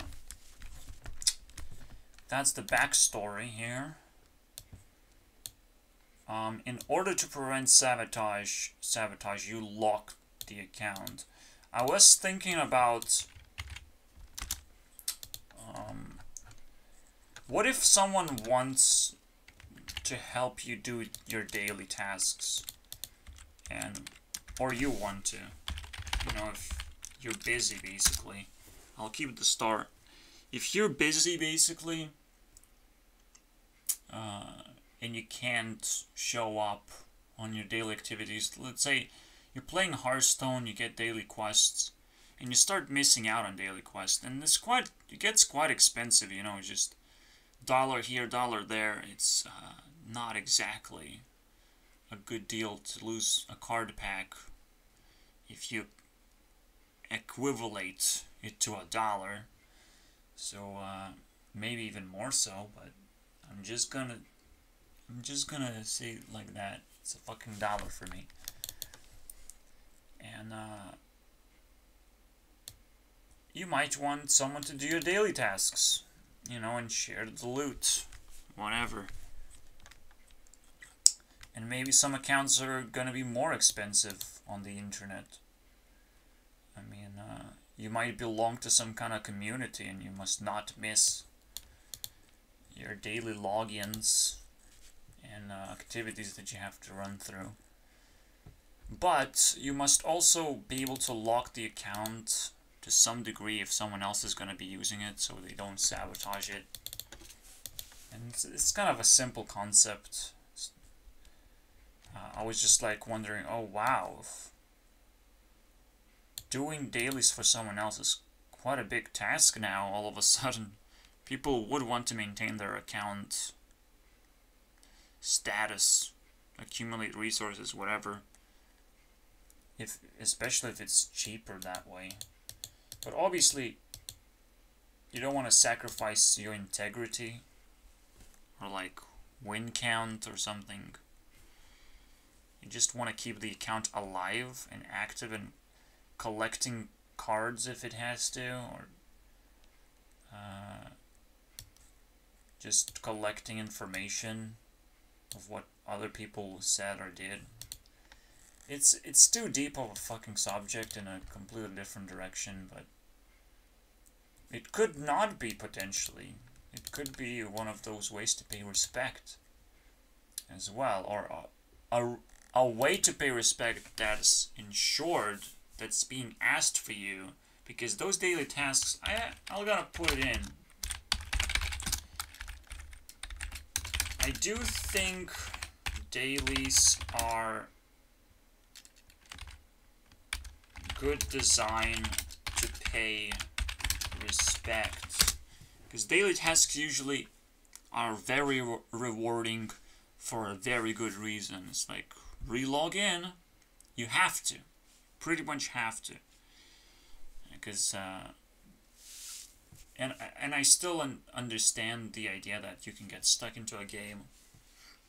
It still makes sense. You get stuck playing one game because like you want to figure everything out, every little new thing, new nuance. You learn the language pretty much, so you want to use the language that you've learned. Picking up a game is not an easy task, and it's never an easy task. You always figure out some new fucking parts of the language of the game, especially if it's being updated, especially if tiny changes happen that you kind of anticipate even. So for me, Hearthstone has been one of those games that I always pay respect to now. And I'm very fascinated, honestly. At some point, I'm no longer salty about some mage shit. I saw another Hearthstone player be salty about it instead. I'm like, yeah, I get it. Randomness is fucking stupid. And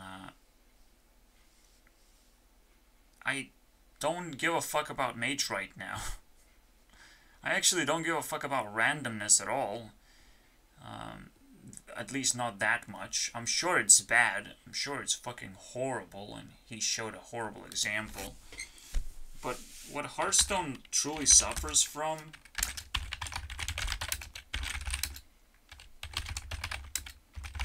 imbalance. If I look into Heart HS replay, okay. Where's Paladin, for example, or Hunter? Paladin and Hunter. Look at that. Oh, oops, I just predicted where the best decks accidentally are. Yeah, I didn't have a fucking hunch. Like, straight in my face. Paladin just straight up steals a bunch of games because they're the fastest class in the game right now. And Hunter is just unbelievably annoying. Hunter is so fucking annoying. Hunter is the hardest class to play against. Believe me, it is the hardest. There's no easy healing out of the stupid ways that a Hunter can destroy you, basically. And Paladin is simply OP. And I will say early OP, but it also has late game too. And it's just so predictable. It's so fucking stupid for Hearthstone to do this fucking imbalance over and over again. I don't give a fuck about skill. I don't give a fuck about... I want fairness for what it's fucking worth. You know, there is no mage down. It's down here, right? It's fucking garbage. Why Shaman and Warlock is struggling? Well, nobody knows how to fucking make OP cards for these classes. Including Druid. They have weaknesses. They certainly cannot deal with big-ass minions. For example. Neither of them, pretty much, have removals. And that's kind of end of that, basically. Whoever has removals immediately fall into these categories up here. Whoever doesn't have removals get to fucking struggle. That's it. That's all there is. Honestly. Removals are actually stronger than Borklers, and I haven't even fucking saw that coming. Which is, at least in Arena, it's absolutely obvious.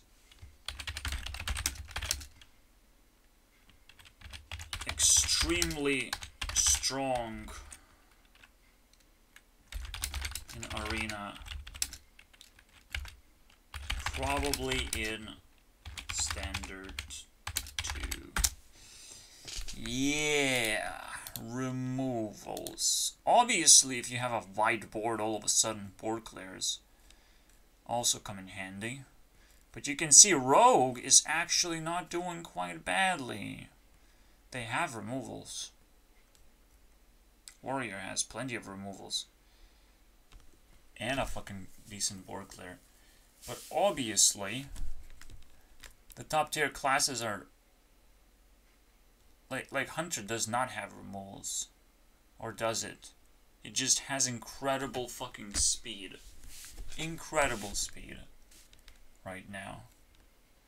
Alongside with Paladin. So they don't give a fuck about playing big minions. That's the whole point. So you have a fucking... bunched up 4 classes who have removals. Bunched up 3 classes who are the fastest.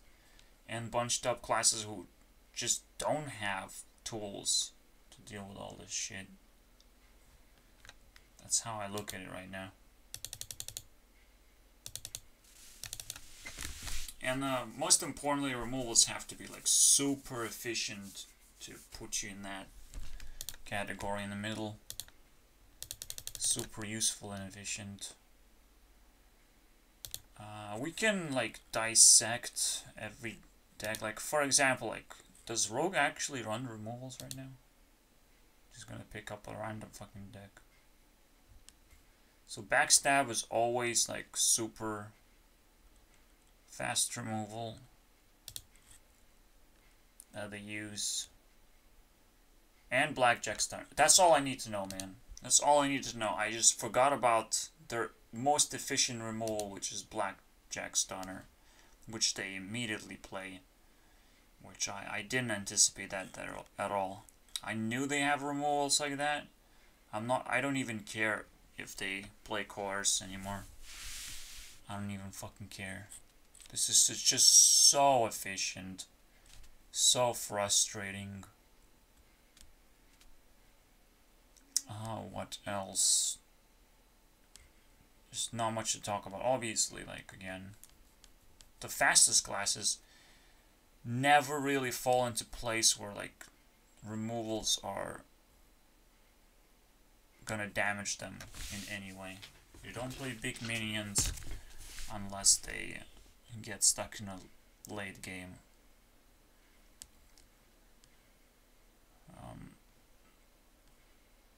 And potentially these classes just don't play anything at all to remove things. You have to be able to remove things as well, like smaller threats, for example, because they can snowball just for a moment, really fast, just for a moment. Doesn't really matter.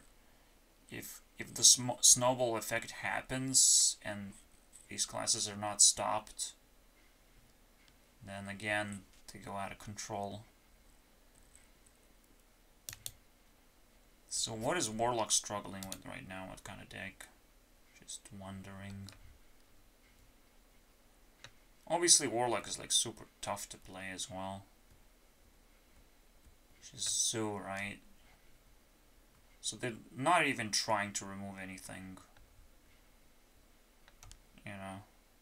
They don't even have removals of any kind. And that's it. That's where I lay my case. Super simple. Removals are huge. Huge. Because you pick a target, if something bothers you, you remove it. Or it's always just additional damage to go through taunt or something. It's always going to be super fast. But if you can't afford playing it, don't expect to win. Because your deck is now lacking something. Which is... big removals are very strong in Arena. But small removals are very strong in Standard. Every small card matters. So small removals, I think. Okay. then somewhere, so big and small, you have small removals, big removals, and then board clears. And then the heals. When it comes to like, what does your deck need? This is kind of how you go down the shaft. So you have small removals, something that's super efficient, super useful in every condition. In these small conditions, because small conditions are gonna pop up very, very often. So you use small removals, and you will always gonna be able to use it. Or it might even be a buff sometimes versatile of some kind. So that's very important. Big removals. Big removals are tempo swings. You swing back the tempo. Then board clears. Now board clears are not so OP as they used to be, I guess. Somehow they just don't show up in the game. I'm very glad. And obviously I'm very glad that fucking Demon Hunters, after a long battle, they stopped smashing with their 5 mana removal sword. They're still annoying. Demon Hunters are still annoying. But they can still be taunted. That's all I care about. And taunts. Taunts and heals, boys. Taunts kind of actually fall into like small removal category, I would say. Big heals, so I will say taunt. Either taunts or removals. You have to pick one. It's very useful.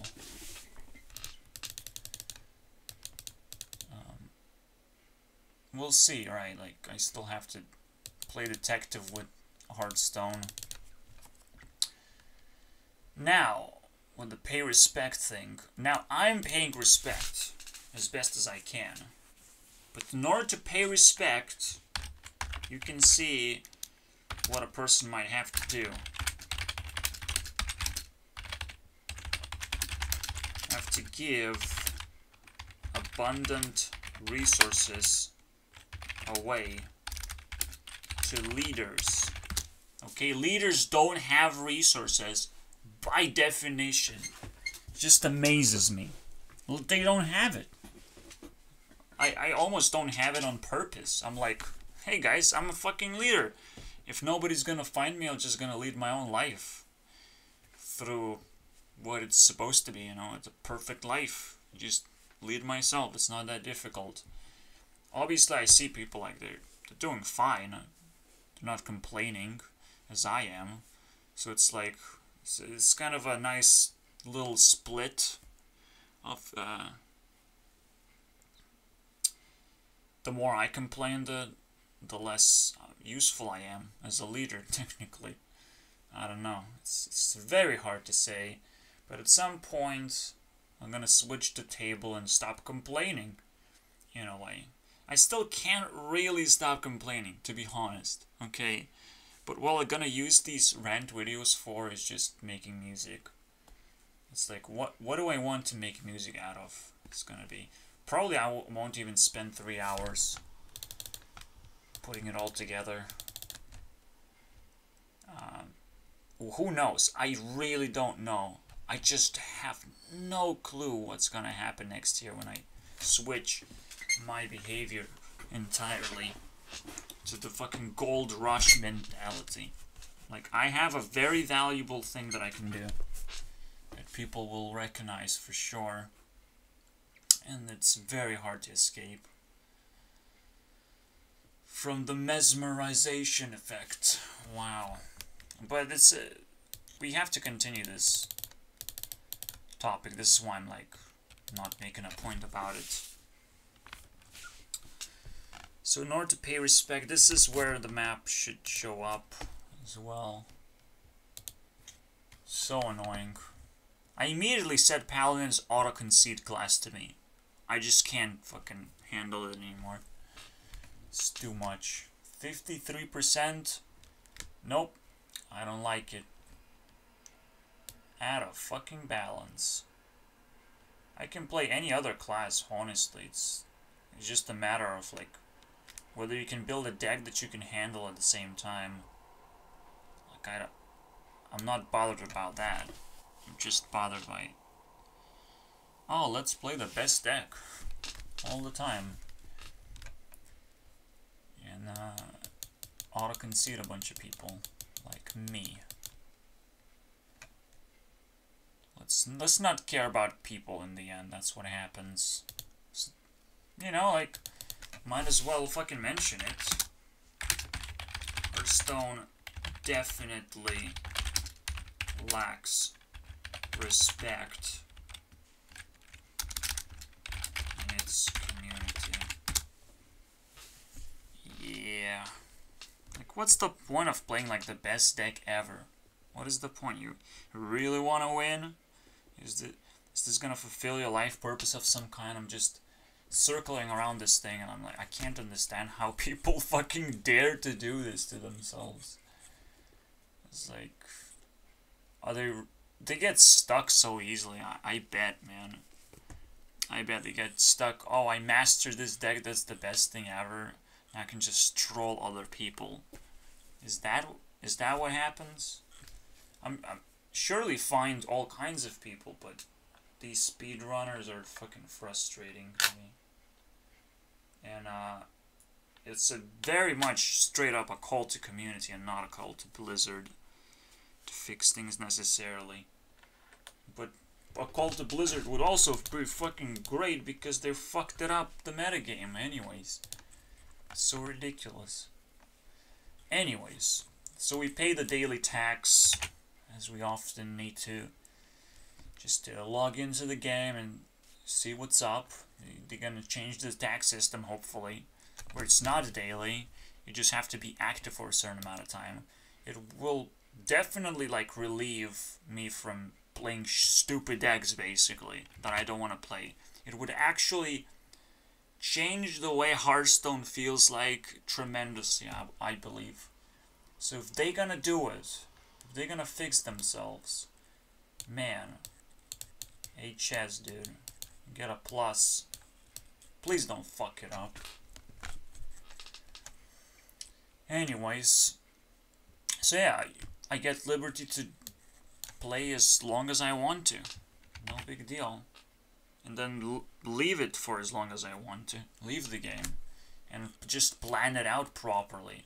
I think planned tax is better than just daily tax. That's a little bit too frustrating, I would say. And it's almost like when I talked about dailies and I give it a star on how do you allow other people to do dailies for you. Even that's kind of fucking stupid. It's like, can anyone else live for you? Nah, that's dumb, man. Life is... I would just be looking at a completely wrong direction in that sense. I don't think I even care about this solution in general. I'm just like, wow, I really want to help people because I need money. Yeah, right. That's not it. Everyone should get money for various reasons, and there's always supposed to be opportunities always presented properly, and they're not fucking abusive. If you lose the aggressive opportunities, you still have like the mild opportunities where you're not gonna die from hunger, you're not gonna go homeless, like simple opportunities of just being around and being a fucking nice person. Like, and somehow those don't fucking exist. But that's where the pay respect happens, and this is exactly, you know, low life opportunities no longer exist. Money is a scam. Just a quick fucking reminder of how it all comes down together.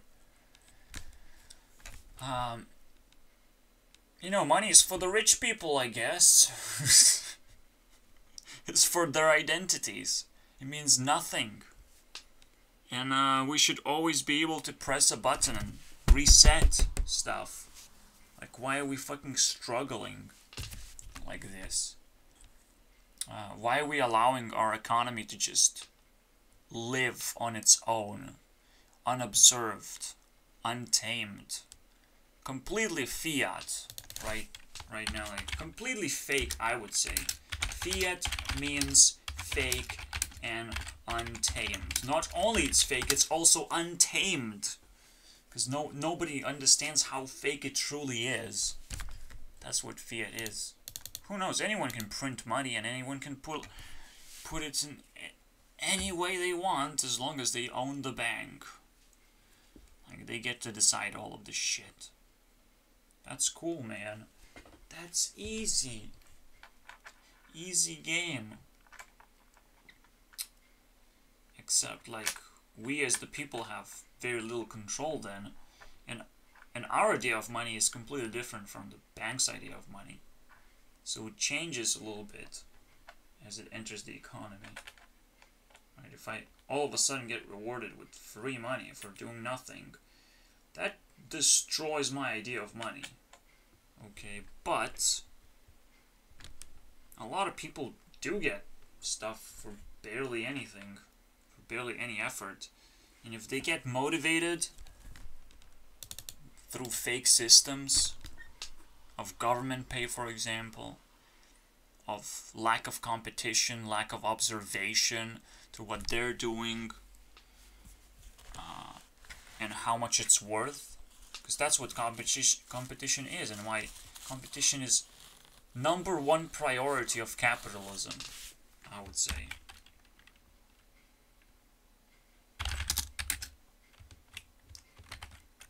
#1 priority for capitalism to exist is to maintain competition.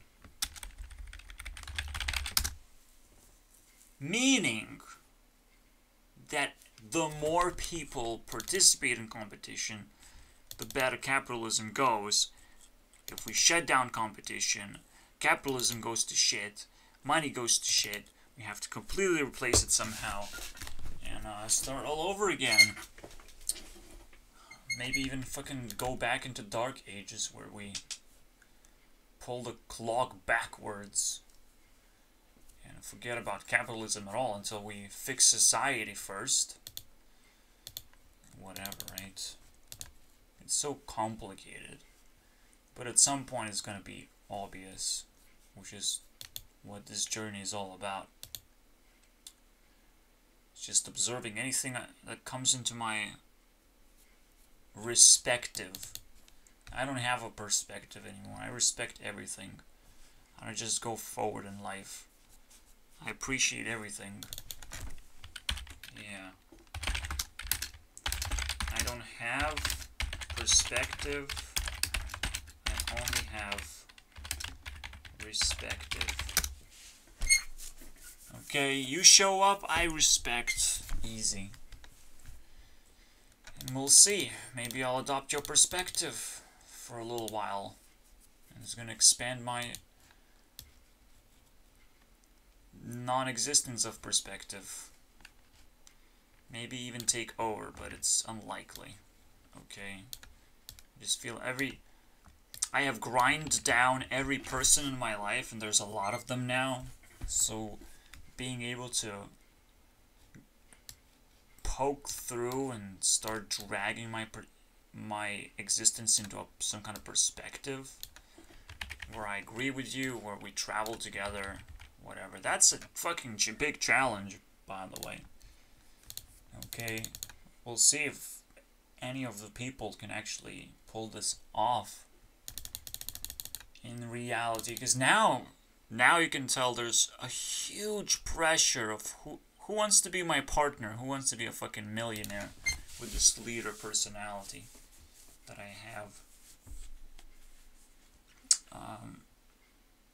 You know, if let me ask you this. Where do you bank for example. Because why banks are not only capable of printing money, but lending money too. Everyone should be able to lend money. What's the big deal, right? It's the leadership that allows itself to lend money. Only leaders can save and lend money, basically. Because they're the ones who will, you know, control everyone, in a way. If someone doesn't bring me back my money, they get damaged quite a bit in their influence. They can't ask me for money anymore and they get exposed. How about that? And then they have to pay extra tax for being idiots. Even forgetful or whatever the reason they have. It doesn't matter at this point.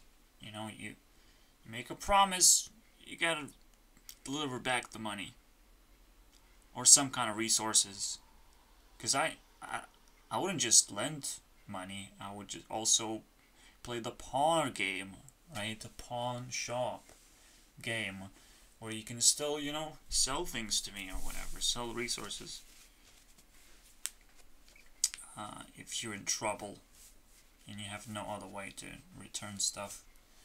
Because if I can organize people, I can also organize their belongings.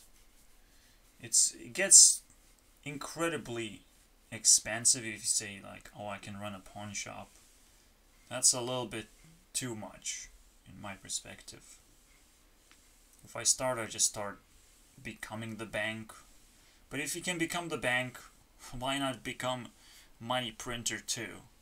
Like, well, what's the big deal? All we have to do is just figure out how money works and just copy and paste that shit. And forget about it. Forget about the stupid shit that we have. Honestly, I'll still have an idea in the back of my head, like just drawing stupid tokens could become currency one day. Yeah. How would that fucking work? I don't know. It sounds stupid, right? You draw your own money. You become the bank. You fucking figure out, dude. It's almost like, no, don't think about it that way. Money has been established and we can't just go to like childish level invention or something. We cannot just be fooled by a third grader. Can we? It feels like I've been always fooling myself with third grade knowledge. Just fucking putting letters on the map and I'm like, there are 4 elements. Which letter belongs to which element, kids? They figure out, man. They would figure out. It's third grade garbage. It's not necessarily, again, a direction that I'm going. It's a respective. It means that a third grader can do a direction if I go a direction, but I can do every third grader ever. And I'm like, yeah, dude. I'm not a pedophile, though. Please don't hurt me. I can just do that every third grader's perspective, and maybe I can expand to a 4th grader perspective. So here you go. I don't even know what kids are. What is a pedophile? I don't know nothing about social concepts, by the way, because I have not talked with a person without screaming at them forever. Okay? Forever. It's probably never happened in my life. Without screaming at a person, maybe I just didn't fully wake up at that point. There's no way, man. I was upset about every single one doing every single decision that they did in their lives. And it's like, I can't even talk about it. So what the fuck does this mean? I feel heavily disrespected, and now the idea is, wow, are they really gonna get away with this? So they are not going to get away, right? If they don't respect. See, that's the major part of the star is like, what's gonna happen if you don't pay respect? If you don't pay respect, your perspective goes to shit, basically. Because you have to be equipped, at least with a shield, first of all, that I respect you back. Okay, and a third grader can't just stab you in the back, basically. Because now people are learning very fast. Okay? But there are some basics in life that I don't give a fuck what you're learning. You will not be able to stab me in the back because I've learned everything, pretty much. Okay?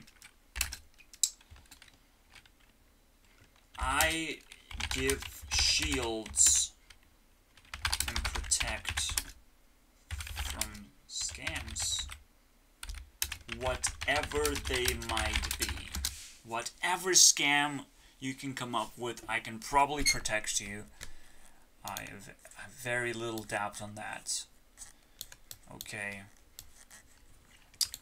That's how you craft a shield.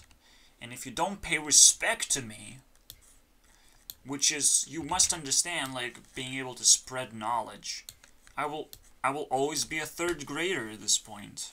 I will always be a little child. I will never be respected, even if I do have a job, even if I do stretch myself and just grab this fucking candy here. You know, wow, candy. It's really making me fucking smile right now. And eventually, you know, they realize, oh, you're identifying yourself so well, might as well try and stab you here while you're looking here. You know, it always makes me feel unsafe, personally. But if you can feel safe, why not buy a shield? Actual insurance.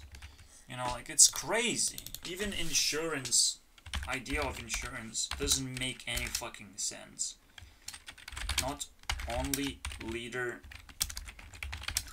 can keep your money safe, but also give insurance.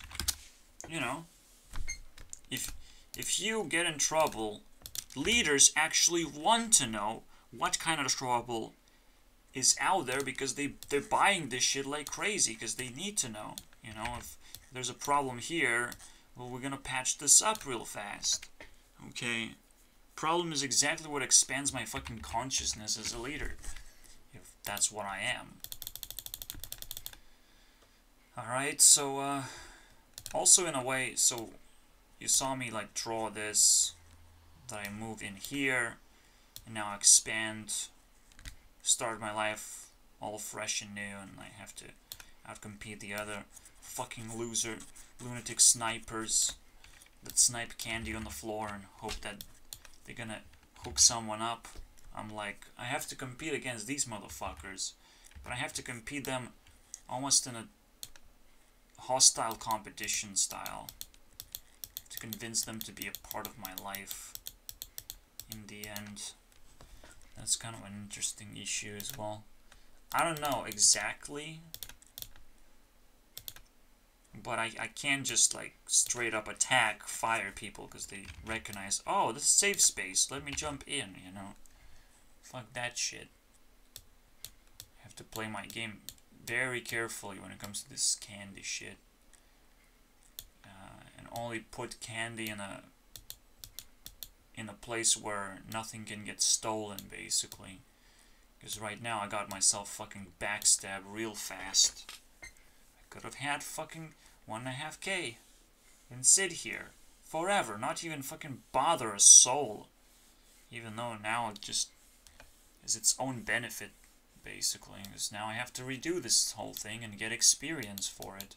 Boop boop boop. Alright. So I do demand respect from me. For me. I need respect. I want to give you my respect as best as I can. But it's not free. She's simply not free. It's like, again, now, what a therapist then do. And when I say not free, it's like you can pay with whatever you want. Fucking happiness. And it's just another thing, you know, like, I would be a scammer if I just solely asked for money. Which is, again, another fucking reason. Don't trust therapy if they simply ask you for money. Unless you're rich, because it's gonna blind me too, like everyone else who runs the show. If, like, you're rich, then you fucking owe me. You know, like, you know what I mean? And it's still not gonna be exactly money. You can still owe me, like, an experience, a fucking story of some kind. But, you know, you know you're gonna be a target. You know when you come to a therapy and you're rich. But otherwise, therapy is just a common little thing that everyone should have in their lives, one way or the other. And, like, I had to deal with so much mental illness bullshit that I probably can help a lot of people already. Like, it's easy. All you have to do is just control yourself and make sure you're not in danger. It's like 2 fucking things. Very simple. Don't allow yourself to leap into danger, and stay away from possible danger. Right? There's danger coming after you slowly, and it's super fucking slow, and it constantly double checks you, double pokes you. Are you still alive? Are you still capable of defending yourself? Because danger doesn't want to get in danger, you know? But the same way you can get in danger just by wanting to get in danger. Just by having stupid thoughts or playing stupid fucking games that just drain your fucking soul and implant you with bad, very bad ideas. Because, like, that's eventually, I think the weirdest thing will happen. Gaming might actually turn into violent gaming, where games are implanting ideas. They're just hostile to society. They're just not needed right now. Especially if games can be useful, why play shitty games when you can play useful games? That's a huge separation all of a sudden. And if you're not a part of useful gaming, quote unquote, you might actually miss out on the entire future that could be based on future gaming. The entire future. Like, imagine this. You're a banker all the way back in time, and you finally get a decision from the government to allow just currency to flow free as fiat all of a sudden. You can just print as much as you want. You can create inflation as much as you want. These fucking bankers just, you know, bailed out themselves. If you became a banker in that particular period, you basically win the game of life. So potentially there are winning positions in life. And I'm pretty sure right now. I kind of know what it is. You just have to make a useful game. Make a useful game.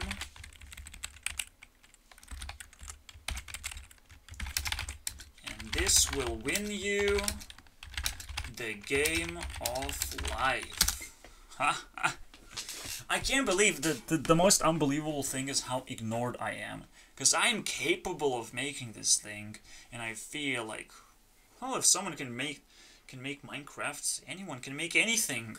And if you can just have the capacity to make something, I already deserve respect.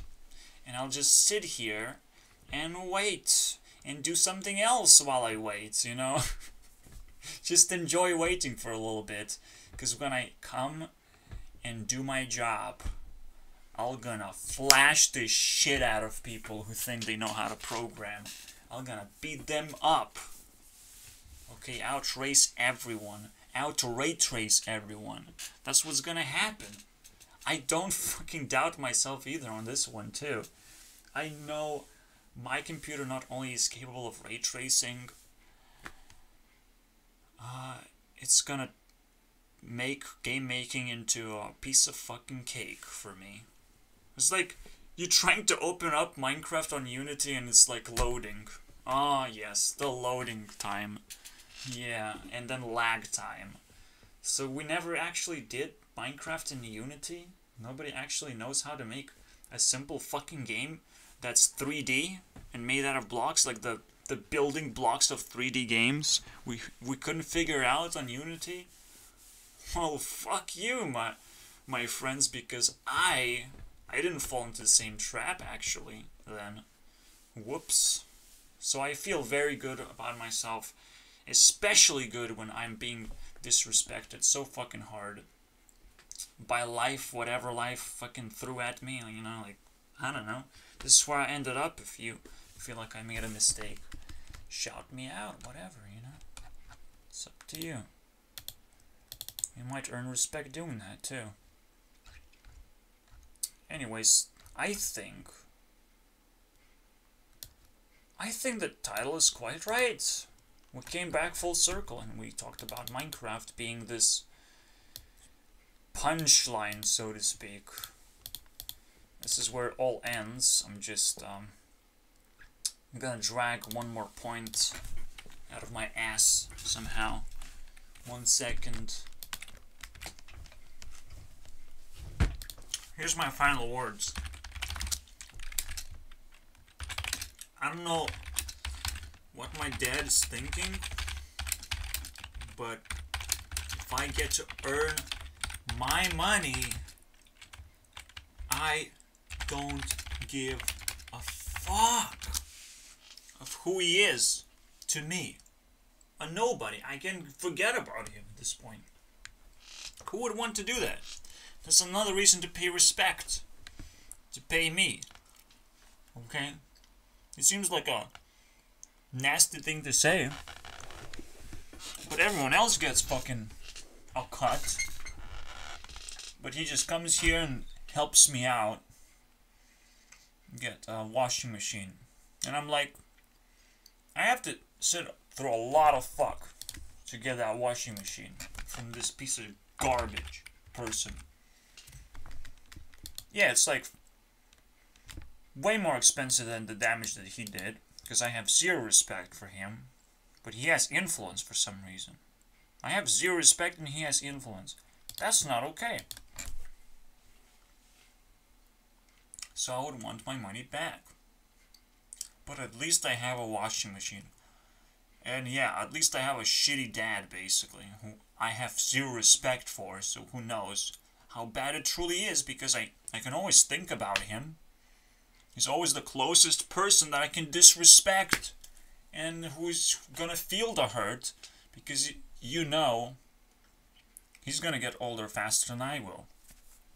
Regardless, I'm smarter than both of my parents combined in terms of what kind of weaknesses they have. I have no idea about real life. Okay? We, as people born in our with parents, that's what we learn.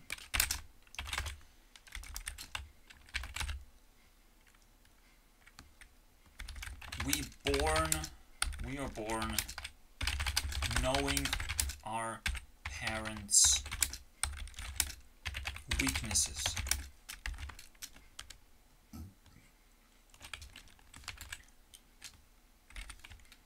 Don't disrespect your child.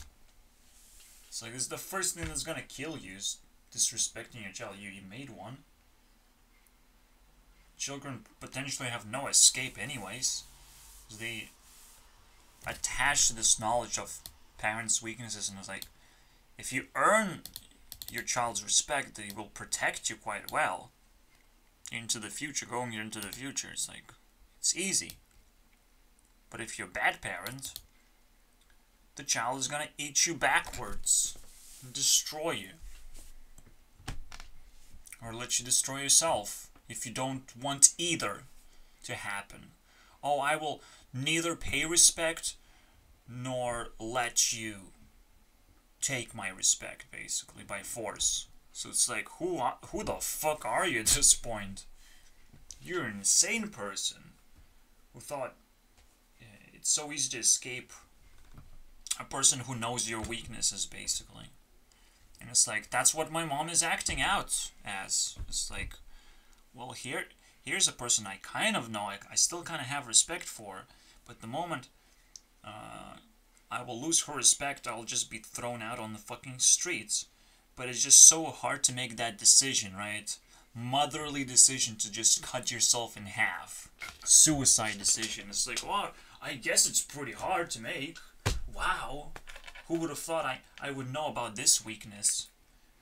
But it's now very deep knowledge, which is not something you want to fucking have. Right? Like, how deep can I get, is the question. Can I just become a psychopath, and all of a sudden my mom just does whatever I fucking ask her to do? Just imagine that. Wow. I don't want to see a person kill themselves like that, but for fuck's sake, I'm not gonna stop trying and get a good life. Okay, which I see my mom has and my dad has. They have wonderful lives. I wonder how the fuck they have those lives. Well, they don't give a fuck about mostly anything else but holding on to the good lives that they have. So, despite them having decent lives where things can grow in, a child can grow, but they don't want to share it, so it's like, what's the point? At some point, I can't grow anymore. You know, I was able to only grow on my own effort. Right, it was a clean environment to grow at. And now I'm like, but the rest of reality sucks. You're scams. I have no respect from anyone. It's just game over at this point, right? What do you think, guys? It's kind of amazing. I'm being put in such a checkmate that I have to overdose on brain fucking juice just to be able to understand anything at all. I'll probably just scratch 50% maximum the information that I need to be able to incriminate my parents for how fucking garbage they were and how they ruined my life, how crippling that truly is. And I still haven't finished the other project of proving it to other people. Right? Convincing other people and picking the right people who can actually be convinced, who are smart enough, you know, and quickly make the right decisions. And I really hope Among Us is gonna turn into a useful game for the most part, where you just simply make the right decisions in the end. It's still up to the player to make the right decisions. The game cannot put you on the right path just yet, because our games suck and are unbalanced, or just let you balance shit for yourself. And what happens, well, fuck knows what happens. As long as you're making... See, the motherfucking holy grail of this whole thing, as long as you're making a YouTube video, you will play fun decks. Oh, how I want to appeal to the audience, and I will play fun decks. But right there in the shadows, you will become a competitive piece of garbage. So that's why I still hold on to YouTube as the highest self-esteem place. Fuck yeah. I'll give you a fucking star. Have fun with it. And peace out. Until next time. Until tomorrow, basically. Because my life just keeps, you know, splashing me with storms. You know, like, anything can happen at this point. My lock can get blocked somehow. Wow, how did that happen? Couldn't figure that out. My mom goes away twice. My dad comes back and flashes his fucking tits filled with money. And just goes away after like, I can fix something for you so you don't suffer as much, because I can feel that part of your suffering, not the other part where I'm like, what the fuck do I do in life part. Who do I communicate in life? Why did I appear in a broken marriage part? And the weirdest part is like, at some point my mom found a person that could replace my dad in a way, and I was a little bit too young to fucking handle it. Being thrown in the middle of nowhere, away from my computer. I freaked out. I'm like, I want to go home, man. And I pissed that other person off, so they broke up. I don't have a stepdad. Whoops. It felt like it would have been pretty nice. How the fuck did I ruin that? Well, I didn't have quite a choice. It's my mom that ruined it, because she doesn't give a fuck about me and my respect. If she just paid me respect, she had a fucking out. She had one out that would just fucking win $1 million at this point. And she still has an out right now, like government is fucking paying her. She's invalid. She shouldn't be thinking for herself. And especially let the government decide what she's supposed to be doing and what kind of medicine she's supposed to take. Like, what the fuck is that way of thinking, right? Just sell all your freedom. Just suicide. Who cares? If you don't have freedom, what else do you have? The only thing she has is just play with fucking food. At this point, she's not interested in gaming or computer tech at all. She's not interested in my life, just like my dad is not interested in my life, and neither of them want to fucking invest in my life.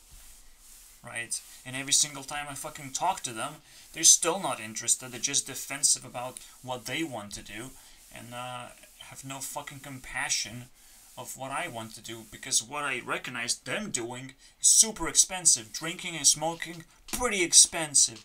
Eating food that's way out of your league just for taste buds.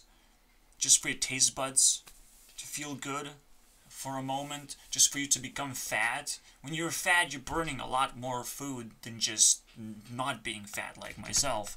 So all of a sudden, my parents are fucking horrible freaks of nature who burning money, and they don't supposed to deserve respect or money in the first place. They don't deserve to have opportunities to earn money like this, and I should be able to replace them. And the jobs that they have, the way they survive still, and they don't have to worry about anything. Like, I should be able to replace that shit. Because I've learned their weaknesses. That's it. It's just they don't recognize me as a fucking person anymore. As well as nobody else recognizes me as a person. I haven't earned respect from anyone. And that's kind of a red flag at this point. I'm like, I just want to go the opposite way now. Fuck, I'll disrespect everyone at this point. What's the point? It's like I found my holy grail of just cheating life in general. I don't know, if you don't believe me, make a mistake. Go ahead, That's another thing that's in Among Us, and it's very interesting to me. If you're being suspected, strongly suspected,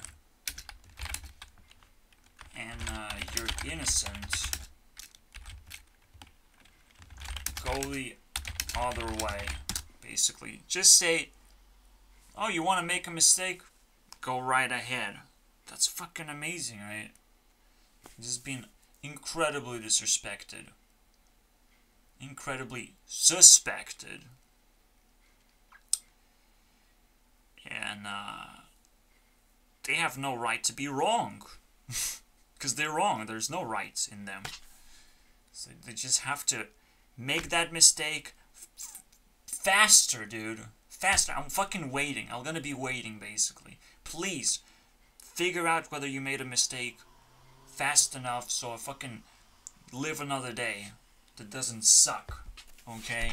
Doesn't suck my life out. Anyways, that's my rant. It will never stop. It will always be this fucking crazy, because my life is that fucking crazy. And I hope someone dares to try and stop me, you know, or just accuses me of something that actually works out for them.